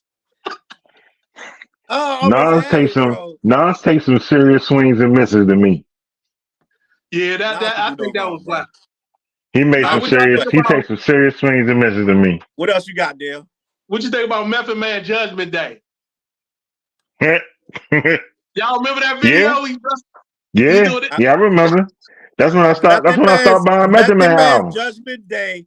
Tony brought that album to the studio while we was recording Bug Kids, and we stopped the whole session to play that album. That album is trash. Yeah, that was it. That's the last Method Man joint I bought. Yeah, that was the last one I bought too. And it got so many joints that you take in them up themselves, they bang as singles. But that whole album was weak as fuck. And Method Man know that shit. Yeah. But he lost all the music in the flood. Nah, that ain't no excuse. This is the second album. This is the second album. Ain't no Judgment Day is the first album. Oh, you know what? The sophomore albums. Judgment Day is the second album, Joe. Okay, look it up. Judgment Day was worse than Takao. And Takao wasn't that good. Yeah, the cow wasn't that good. Method Man is good for singles. He makes strong ass singles. I think I think Bring the Pain was one of the dopest singles in history, bro. We need to do a show on good rappers who can't make good albums. We need to do a show on that. All right, finish your list, Dale. That was pretty much it. All right. Tony, give me some people. You brought it up. I told y'all about the Mobb Deep Hey Love with 112. I had that on it. Mm-hmm. Hold on. Yeah. I've always, that was my biggest gripe with Nas for a long time. that I think that he one of the best lyricists. I think One Love was one of the best rhymes ever written, but for some reason that dude could not pick beats for me to vibe with him. And a Wow. lot of his albums fell flat to me because of the production. A lot of his albums? Yeah. I disagree with that, but I would say a few of his I albums, really not didn't a have a lot. lot of albums that I could listen to all the way through with Nas. Like I would skip a lot of the shit most of the time because the production value didn't match the lyricism to me. So let me ask you, I'm gonna name a couple albums and you tell me how you feel about them. Nas, Hip Hop is Dead. How do you feel about that album? I liked it, but it I didn't like that. stick. I liked it, I but it thought it was didn't a good stick. I album. wouldn't. Yeah, it was. I liked it, but it didn't stick to me. Like it I had some can't bangers really. on there. It had some bangers over there, but Yeah, overall, it's not one of his best joints. But it had some bangers on it. But you know what? You know what's sad about that, Dale? At the time, it was one of his good ones because he was, you know what I'm saying? He had came off a run of not good joints. So when he dropped, it's not Hip Hop mid. is Dead, I when he wouldn't say dropped it's Hip Hop is mid by Dead, no it was a means. good album. Yeah.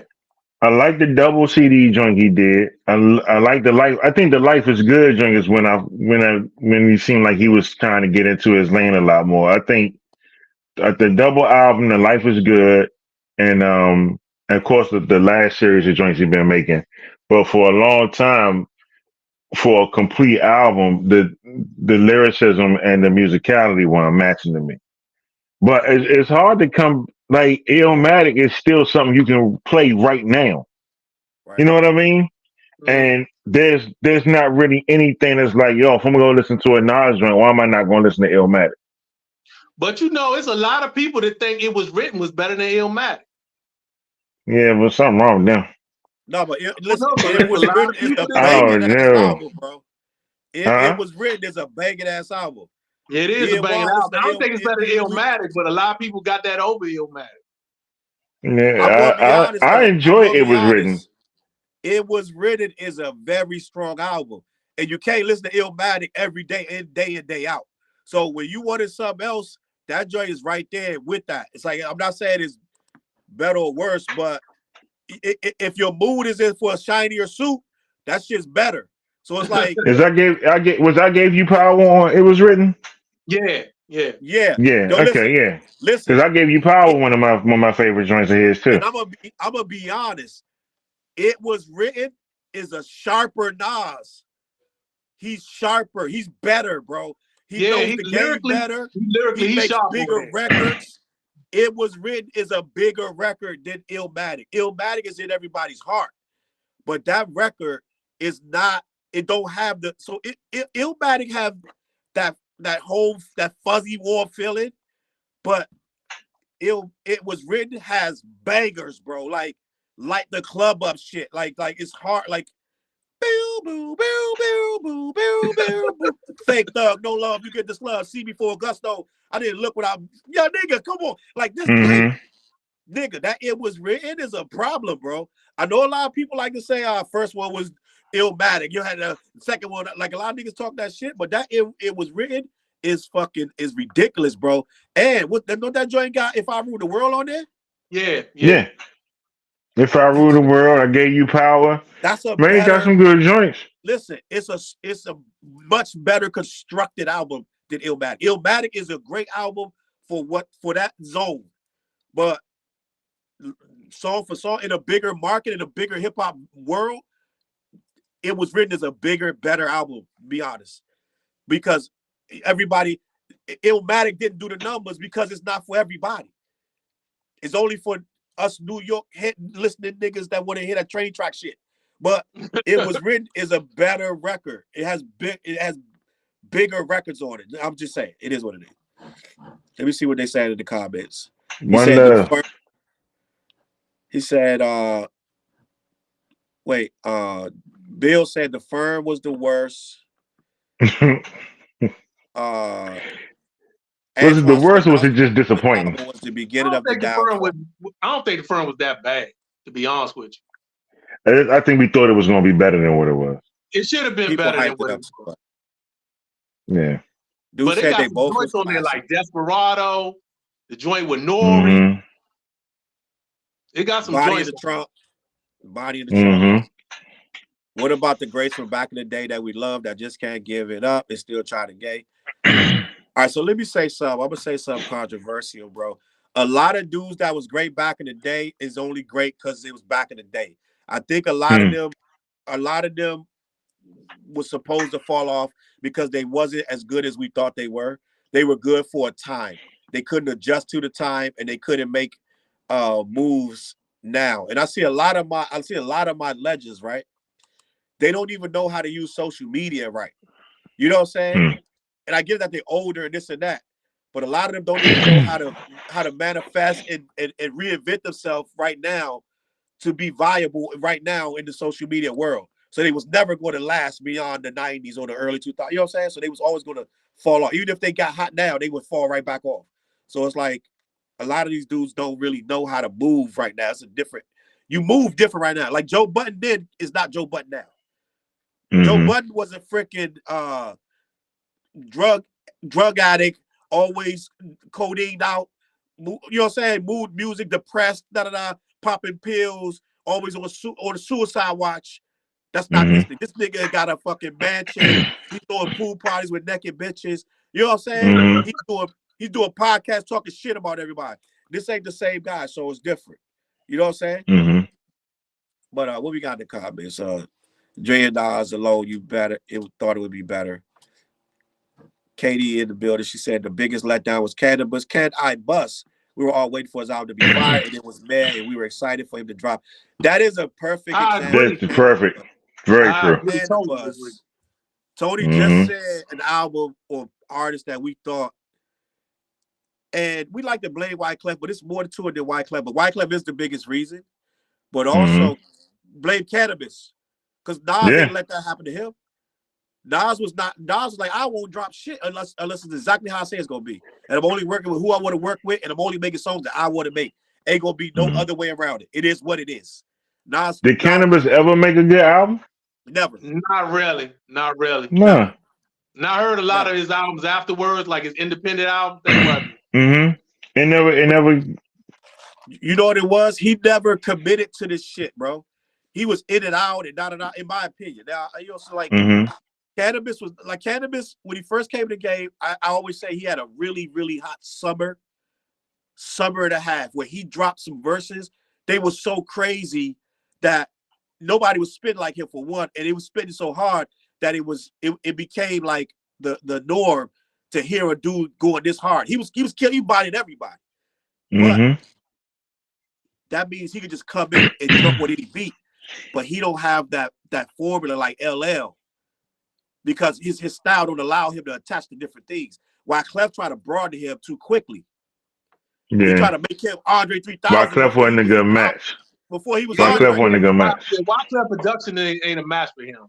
He wasn't a good match. No, it was an awful match. But Wyclef is arrogant, and he should have seen that. And Pras ain't on the list. Too. We can't keep giving these artists a pass for failing their own. You know what I'm saying? Like he should at some point. Do you think I would have been like, okay, I'm just gonna do whatever Wyclef say? Fuck that. I would have been like, fuck that beat. We ain't doing that shit. Get out of here with that trash ass shit. Like it's gonna be. You gotta. I know Cannabis wanted it, but at the same time, he should have been able to defend himself and be like, nah, this shit is trash. I'm not doing it.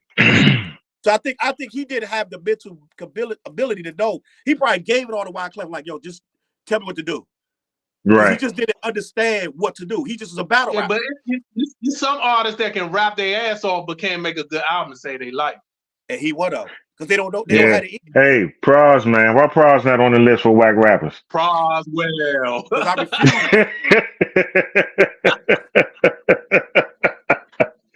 Why Pras ain't on that list, man? Because it's only 25. Pras, well. You know what, though? Yeah. I'm going to say something whack, bro. I used to be defensive of the Fugees as a whole. Because when people used to come with that shit like, yo, the Fugees without that girl is trash, or they'd be like, them niggas, they whack without Lauren, or that Proswell dude, he the weakest link. I used to be like, man, that dude, he doing his own style. Because I understood that as a group, they all played an important part. And they all were, we needed his little I'm Proswell. Like we needed his voice to accent the other two voices. Man, we Just ain't like need that with shit, Gigaboy. man. Nah, dog. We ain't Take him need out. that shit. Take him off of that score, and you do not have the score. It's like a pot. If Like, you I ain't think you had still got the Salon score. Remy, you I wouldn't think you have had still a got the score. It score. was never about them. It was listen, Salon bro. Remy who saved their career. Go to the first album and see if you can take No. them off there and it We still be all just as understand bad. that. But just like we all said that Beats can make an album, that don't mean that Beats are going to make an album. Like everybody say the Firm was whatever. Those are Dre beats. So it's not No, just they about No, the no. mostly What I'm track saying, line. what They what mostly I'm track line. saying is the first Fuji joint. It don't even exist to us, right? Did we talk about the well, first it Fuji exists to joint? us because we heard it. But Right. yeah, we don't And acknowledge it. once Salon Remy did those remixes, Right, then we was able to pay attention to them and see what was going to happen the second right, time. right. That saved But the beat saved their lives.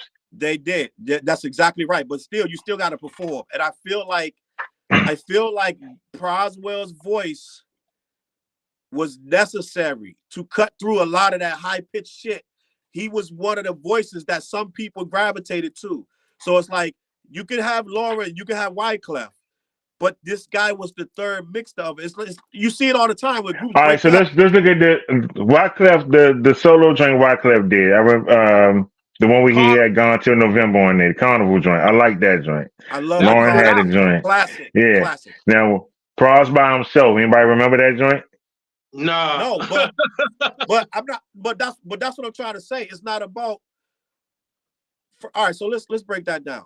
Everything after the Carnival. So if the Carnival, you're going to make my point. The Carnival was all of them again. It was Proswell. It was Lauren. It was all of these people that was on the score. As soon as they separated that from that, it became not as good. So Yeah, that's true. once you That's took true. Were they that on the were they mixture, on the so were they on his solo joint like that? I don't remember that. No, who Lauren solo Hill was joint? on there heavy. Lauren Hill was on On the that Carnival Carnival? doing heavy. On the Carnival? Yeah. Was Pros Yeah, on there all like of them are that? on the Carnival. All of them. That shit like another Fuji's album. Proswell's on there. She's on there. That joint is like a Fuji's I album. don't remember That's why it Proswell on there. bangs. I remember Lauren I don't Hill being remember on there. Pros on there. Proswell is on there, bro. He's on there. He But on probably one joint. at the end of the day, but what I'm Right, saying they both is, probably on one joint. No, Lauren no, they Hill was on on the more than two one joint. joint. But Lauren y'all Hill not was on hearing me. two What I'm joint. saying is, Hmm. y'all trying to give credit to one or two. But when their albums were good, it's because it was a collective. Wyclef the Carnival was a collective. No, I'm just It saying wasn't Pros just whack. Wyclef. Nobody is not just Wyclef. I'm just saying Pros whack. That's all I'm saying. I mean, he could be Pros whack, whack. but I mean, And I always saw we said the Flavor was whack, and then Wyclef what did joint we as say his from beginning? solo joint. We say Flavor was whack. Who said You have a Flavor was phone call. whack? Sorry, Kenny. Flavor was whack. 911 is a joke.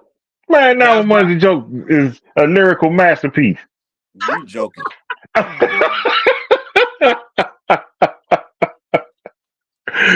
911 is a joke. A lyrical masterpiece. Y'all crazy. a great Staying concept, though. Alive was Pride's song. I'm reading the comments. Ghetto Superstar. That was a big record with Mm-hmm. Prize and ODB and Maya. That was actually his biggest song. But Mm-hmm. That I'm was a not solo joint, right? saying Prize. Didn't he do I'm the not saying Staying Prize Alive whack, joint but too? not whack. Huh? Didn't he do the Staying Alive joint? Was that him or Wyclef? I think that was Wyclef. Mm. I think Wyclef. I think Staying Alive I don't is know. Wyclef. Was it Wyclef? I think it was Wyclef. I don't know. I don't remember, man. I think it was Wyclef, though. I don't know. That's one of the two, but they both on there. I don't know. That's what I'm saying. So like a lot of people, that's like a lot of people diminish certain people efforts in things that are bigger than them. Like, you know what I'm saying? Like Michael Jordan's team, right? People might not give Steve Kerr enough credit, even though Steve Kerr hit winning shots on the Bulls. Right. Everybody give Michael Jordan the credit. But without that shot, or like Sam, what's this guy on the wing? I can't remember right now. But different people that did what they did made that better, right? There's certain people that when they leave, that thing get worse. Like I'm not gonna say worse. But like when Prince Paul left De La Soul, right? Mm-hmm. It changed. It changed. And what we was used to became different. They got more serious, a little more stoic, right? A Mm-hmm. little more, a little more. A lot of the playfulness was gone from Daylight because he left Mm-hmm. around. He left, I believe, after Balloon Mind State. Right, because Texas House was the next album. That was Texas when De House La evolved into what they are now. to a degree, yes, and we don't got Yeah. that. We don't have that carefree Daylight no more. As soon as Prince Paul Mm-hmm. left, all the goofy stuff left. The goofy Yeah. skits, all the Mm-hmm. empathy, all the little foreign language, the silly stuff, which in a way could have been, they could have outgrown that. But at the Right. same time, when he left, everything, a lot of what we loved about Daylight, the little recorders in the studio, they doing silly stuff, and Biddy's in the BK lounge, all they do is Mm-hmm. scratching their scrounge. We didn't get nothing like that again. Nothing. So it changed. Now some people may Okay. say Prince Paul didn't amount to much, but at the same time, when his presence left, we got a whole different thing, for better or worse. So some people, Wasn't for worse. I wouldn't say it was for worse. some people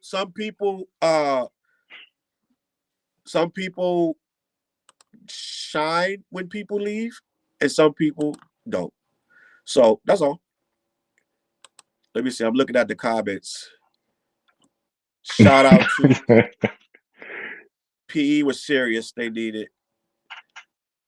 I always say role players getting shine. Shout out to more producers. Produces people in your mixing. I also think too, guys, when we talk about what's good and what's whack, I think mix downs. I think engineers make a big difference. A lot of people don't understand what an engineer could do for a song.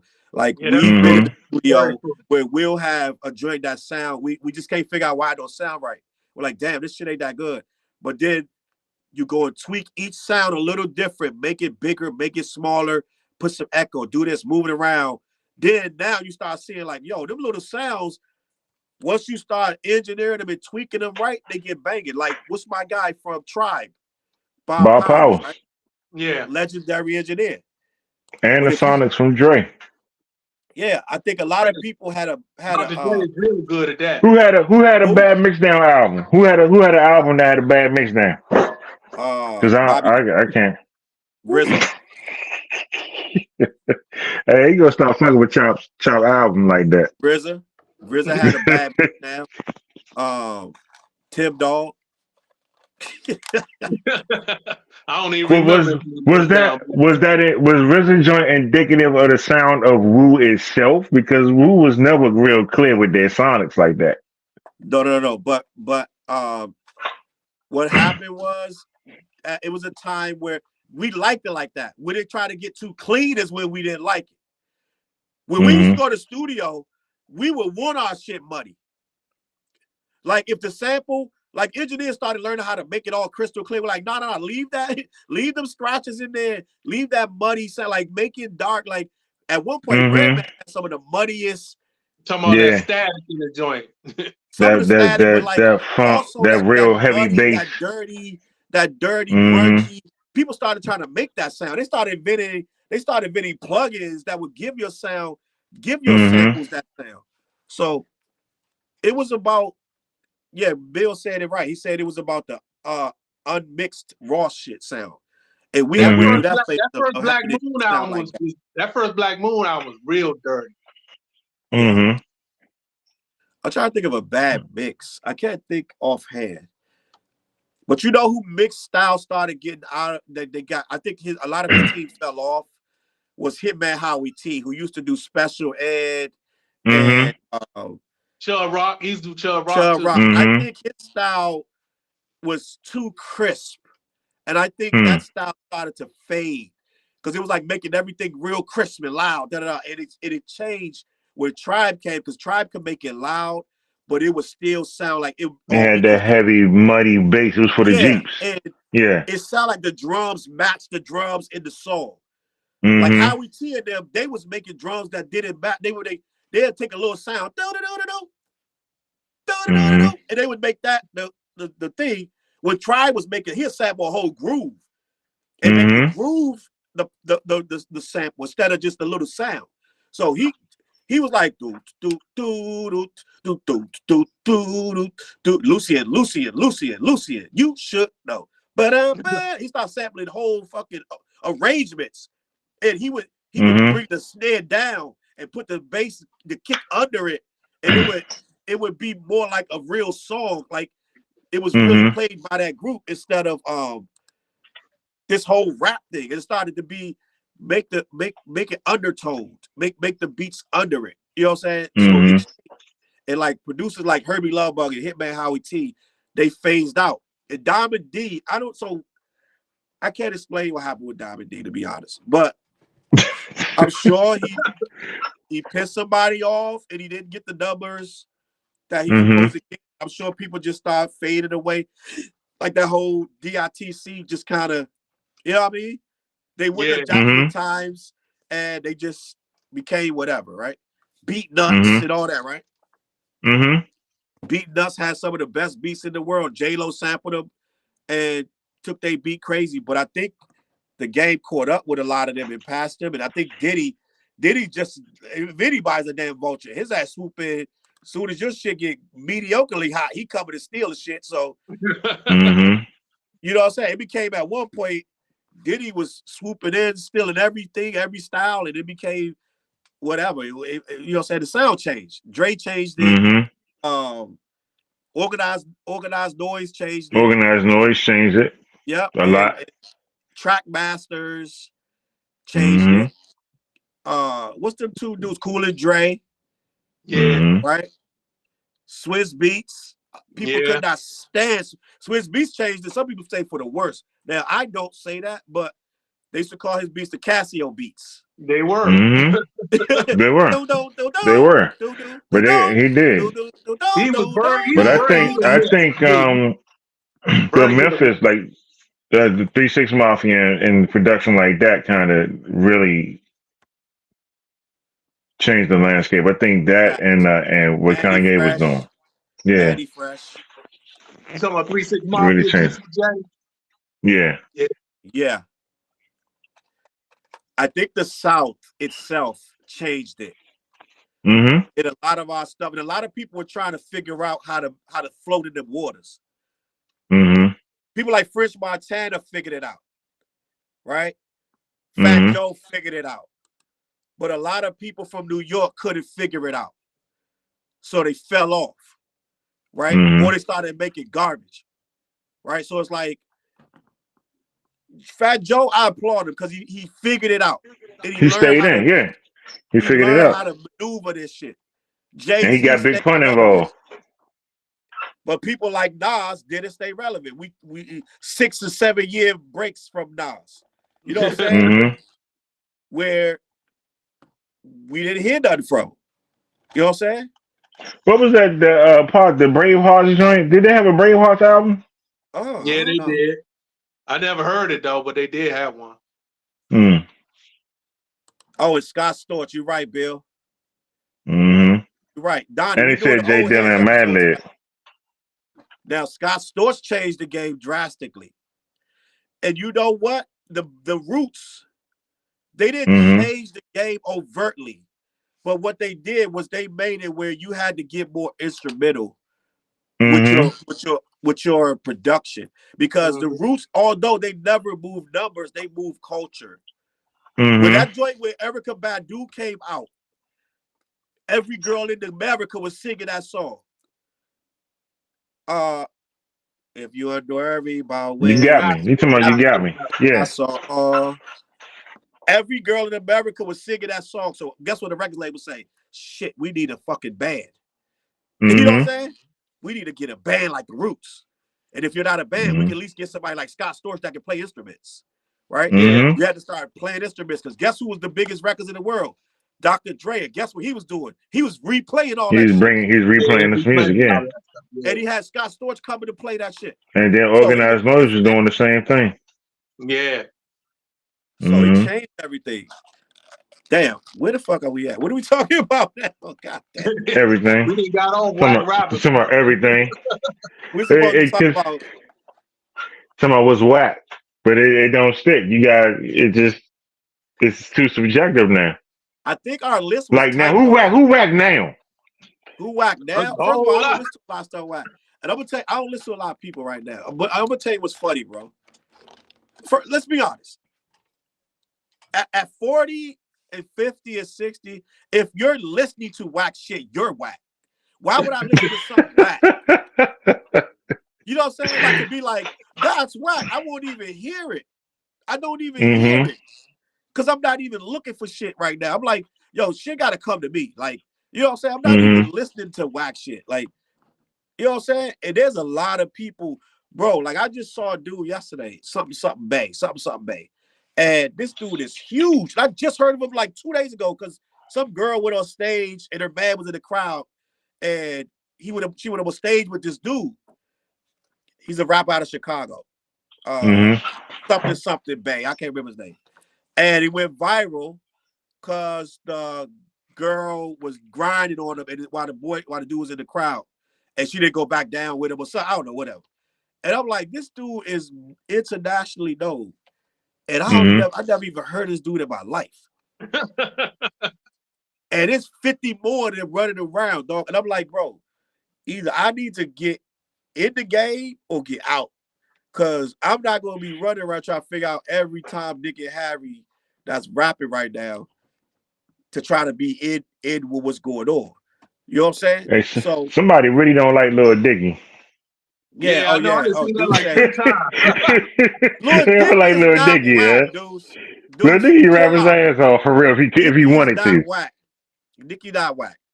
Dicky is low hanging fruit to say Dicky is whack, bro. I don't think Dicky's whack. I think so. I think that he does use. This is lack of a better word. He does use a black scent to a degree. He does make he does try to use a blackish voice. I understand that. But it's not heavily black. And I think it's in the lane of a rapper, is how you rap when you're rappy. I don't think he tries to be black. I think he tries to be Jewish, which what he is. He doesn't try to. Now he can broaden his content. I know more for the TV show than his actual songs. I'm not familiar with his songs. Pretty much. I hear a lot of his stuff. Actually, the only time I realized he could rap was on the show. Yeah. And the show you know what I'm saying? That he did a freestyle on the show. Like, oh, he can actually, he can actually spit if he wanted to. He's right in the same lane as a Joyner Lucas to me, right? Whereas I don't seek out their albums, but I'll check a video out. I'll check a freestyle. You know what I'm saying? But Joyner just dropped last week. I did not listen to it. And he does millions. The Joyner go, you know what I'm saying? He'll get 50 million listens of it, but I don't check for it. I know he's nice. I know he got bars. I just personally I don't check for it. Do you listen to Joyner Lucas? Not bad that I didn't realize was as good as he was Jack Harlow. He's not bad, Joe. Yeah. I heard a Jack Harlow joint that was actually good. His last album, and it was pretty good. I was like, okay, he can rap. I don't have no problem with it. I don't listen to him enough to have a problem or not have a problem. So I don't know. Tyler the Creator. Do y'all put Tyler the Creator high? Tyler the Creator grew on me. He can rap. I like Tyler. He can rap. Grew on me. He can rap. And I think I'm insane, but I like him more for his other music than his rap. I like to hear him rap a little. I like to hear him be creative. I don't want to just hear him rap. But I like Tyler, yes. Well, she said I did enjoy it. Oh, Ye is interested in music, and it's obvious it's performance art. Kanye right now, I think Kanye is like is Ye whack right now? Kanye is like a third grader or a fifth, like an adolescent. His mind frame only, if you listen to the last 25 raps that he has said, they're all about fucking some chick and about some type of clothing. He don't have no content no more. He thinks that everything he spit gotta be about different ways to degrade a female. Every rap. He just did that Yeah. verse. He just did that remix. What's the name of that joint he just did the remix for? Like that. Like that. Oh, And if he you listen to the dissing joint, Drake. Ain't he dissing Drake in that joint? yeah, but it's only for show. He said I can't think of what Drake lied. But Drake wrote his whole damn album. Like he also wrote half his album. So half the shit you saying is Drake lies, nigga. Yeah, I listened to Vultures. Vultures was whack to me. I couldn't. It just the subject matter didn't reach me. I couldn't. Well, I couldn't do nothing with it. I've listened to it but I'm gonna be honest. That's I listened to the radio. I was on I turned my car on the radio. Earl Sweatshirt is good, huh? That damn Carnival song is a big ass record. That song was. I like that song. I was like, yo, this song hits hard. The Carnival song he got. Mm-hmm. I'm like, this is an anthem. It's a big record for a venue. Like if you're doing a festival. Well, he trying to do stadium music, so. Dude said, Ye never been whack. Bill said, Kanye ain't hungry no more. He ran out of content. That's a fact. Well, when he stopped being black, he stopped having content. He don't have no content no more. Yo, so I think Kanye could be on that list. Like, to me, I don't think Kanye's a good artist anymore. Yeah, he hasn't made a good album in a long time. No, absolutely not. So are we declaring Kanye whack now? No, I can't say he whack because them first 4 albums, first four or five albums, 6. Made registration, my shit. Yeah, I can't call him whack. Nah, you know what, Dale? I can call somebody whack if they get whack over a course of 7-8 years and you're just whack. I can name you 10 dudes that was nice back in the day and now they just whack. All right, let's end it on that. Let's do that. Let's do that. Okay. RZA's ass. One. Kanye. 2. Hold on. I got you. No, I ain't done. Hold up. I'm gonna give you 10. That ain't gonna give us 10? You said 10. You said 10. We got 2. I'm gonna give you 10. Hold up. Bazaar is trash. Was he ever good? I don't know if he was ever good, but hey Dale, did you hear Cube new joint? Who? Ice Cube. Oh, I haven't heard of Ice Cube joint in a long time, Joe. Yeah, he whack now, sadly. For real? Whack. Yeah. No more. Yeah, I saw it. He don't need to be rapping no more. It's like, dang, we put all these albums in the 2000s and 2010. Mm-hmm. I ain't heard joints. You know what I'm gonna say? I'm gonna say a name, and I'm gonna put an asterisk by it because it can be turned around. And a lot of people be debating me on this. And I'm not even gonna say the W word. I'm just gonna say that KRS ain't KRS no more. I agree. Yeah. I'm a huge KRS fan, but I agree. I listened to the last one, and he just going through the motions right now. Mm-hmm. He's going through the motions, and he using the worst. He using these beats that's not even that strong no more. But people told me up. His production than him. Yeah, the production. He was more creative. He was more creative. Mm-hmm. Hold on. Let me think. Because I listened to some shit recently. I was like, yo, this joint. Oh, you know what? This one gonna hurt me, bro. But I'm gonna say it, bro. Jazzo. Listen to Jazzo new album. Has he made it? He should have kept this. Why hurt you? Because man, he trying so hard, and he even got Jay he back with Jay, and Jay helped him put the albums. Jay helped him distribute the joint, and I went listen to it. I was like, this joint sound like an old man rapping, bro. When was this? When this album come out? Well, I think it's about a year or two old. I'm bugging. It ain't that new, but that's the last album he put out. Because he went to Jay and they kind of made up, and he asked for whatever, and he put the joint out, and I wanted to like it. I went and got it, downloaded, and I was like, man, this joint just not strong. It's like a dude stuck in the, you know what I'm saying? When you don't really keep up with it, you start to sound old. So I'm gonna go ahead and say the Jazzo joint. It did. It wasn't nice and smooth, but it was. I think it's Greg Nice got an album with another rapper, old school rapper. They merged. It was something like Positive K and Greg Nice or some shit. Oh, like I heard. that. I didn't hear it, but I heard about it. Yeah, That don't sound right. And this is I what wasn't a big Mace fan either. And you know what? I never did like Mace. If you older than, if you old, I mean, if you are age, just don't take this like this.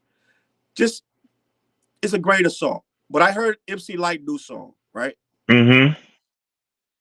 And I love MC Lyte, but that joint sound mad boring, right? Because it's like she's trying to talk about women, like, empowerment, whatever she talk about, whatever is women empowerment or whatever. And it's like, this joint boring. And it's like, this is why they say it's a young person's game, because the older people they want to give back, but they want to do it in a grown way. So it's like, okay, do it in a grown way, but it still got to entertain. You know what I'm saying? So it's like, okay, yeah, do your grown up thing and make it grown up, but it still got to be entertaining. And if you get too preachy, it's going to be boring. It get cringy, But I listened to the song, I shared it and all that, but I'm like, that joint, I would never hear that again. It had Light, it had salt on there for Salt and Pepper and somebody else. Big Daddy Kane on there, right? Ain't Big Daddy Kane on there? Ain't Big Daddy Kane on there? He might be. I thought ain't Raheem DeVaughn singing on it? I think you're right. It was just boring, bro. And I'm sorry. I don't know. Yeah, it was. I just thought the song was boring. Yeah, I haven't heard it yet, so. Yeah, it was just boring. So I mean, I'm not no disrespect to her. I'll give her the love. And you know who else? Trash when he not dissing is Mace. Mace is trash. I never liked Mace though. So Mace had a moment in time when he was. Mace is mediocre now.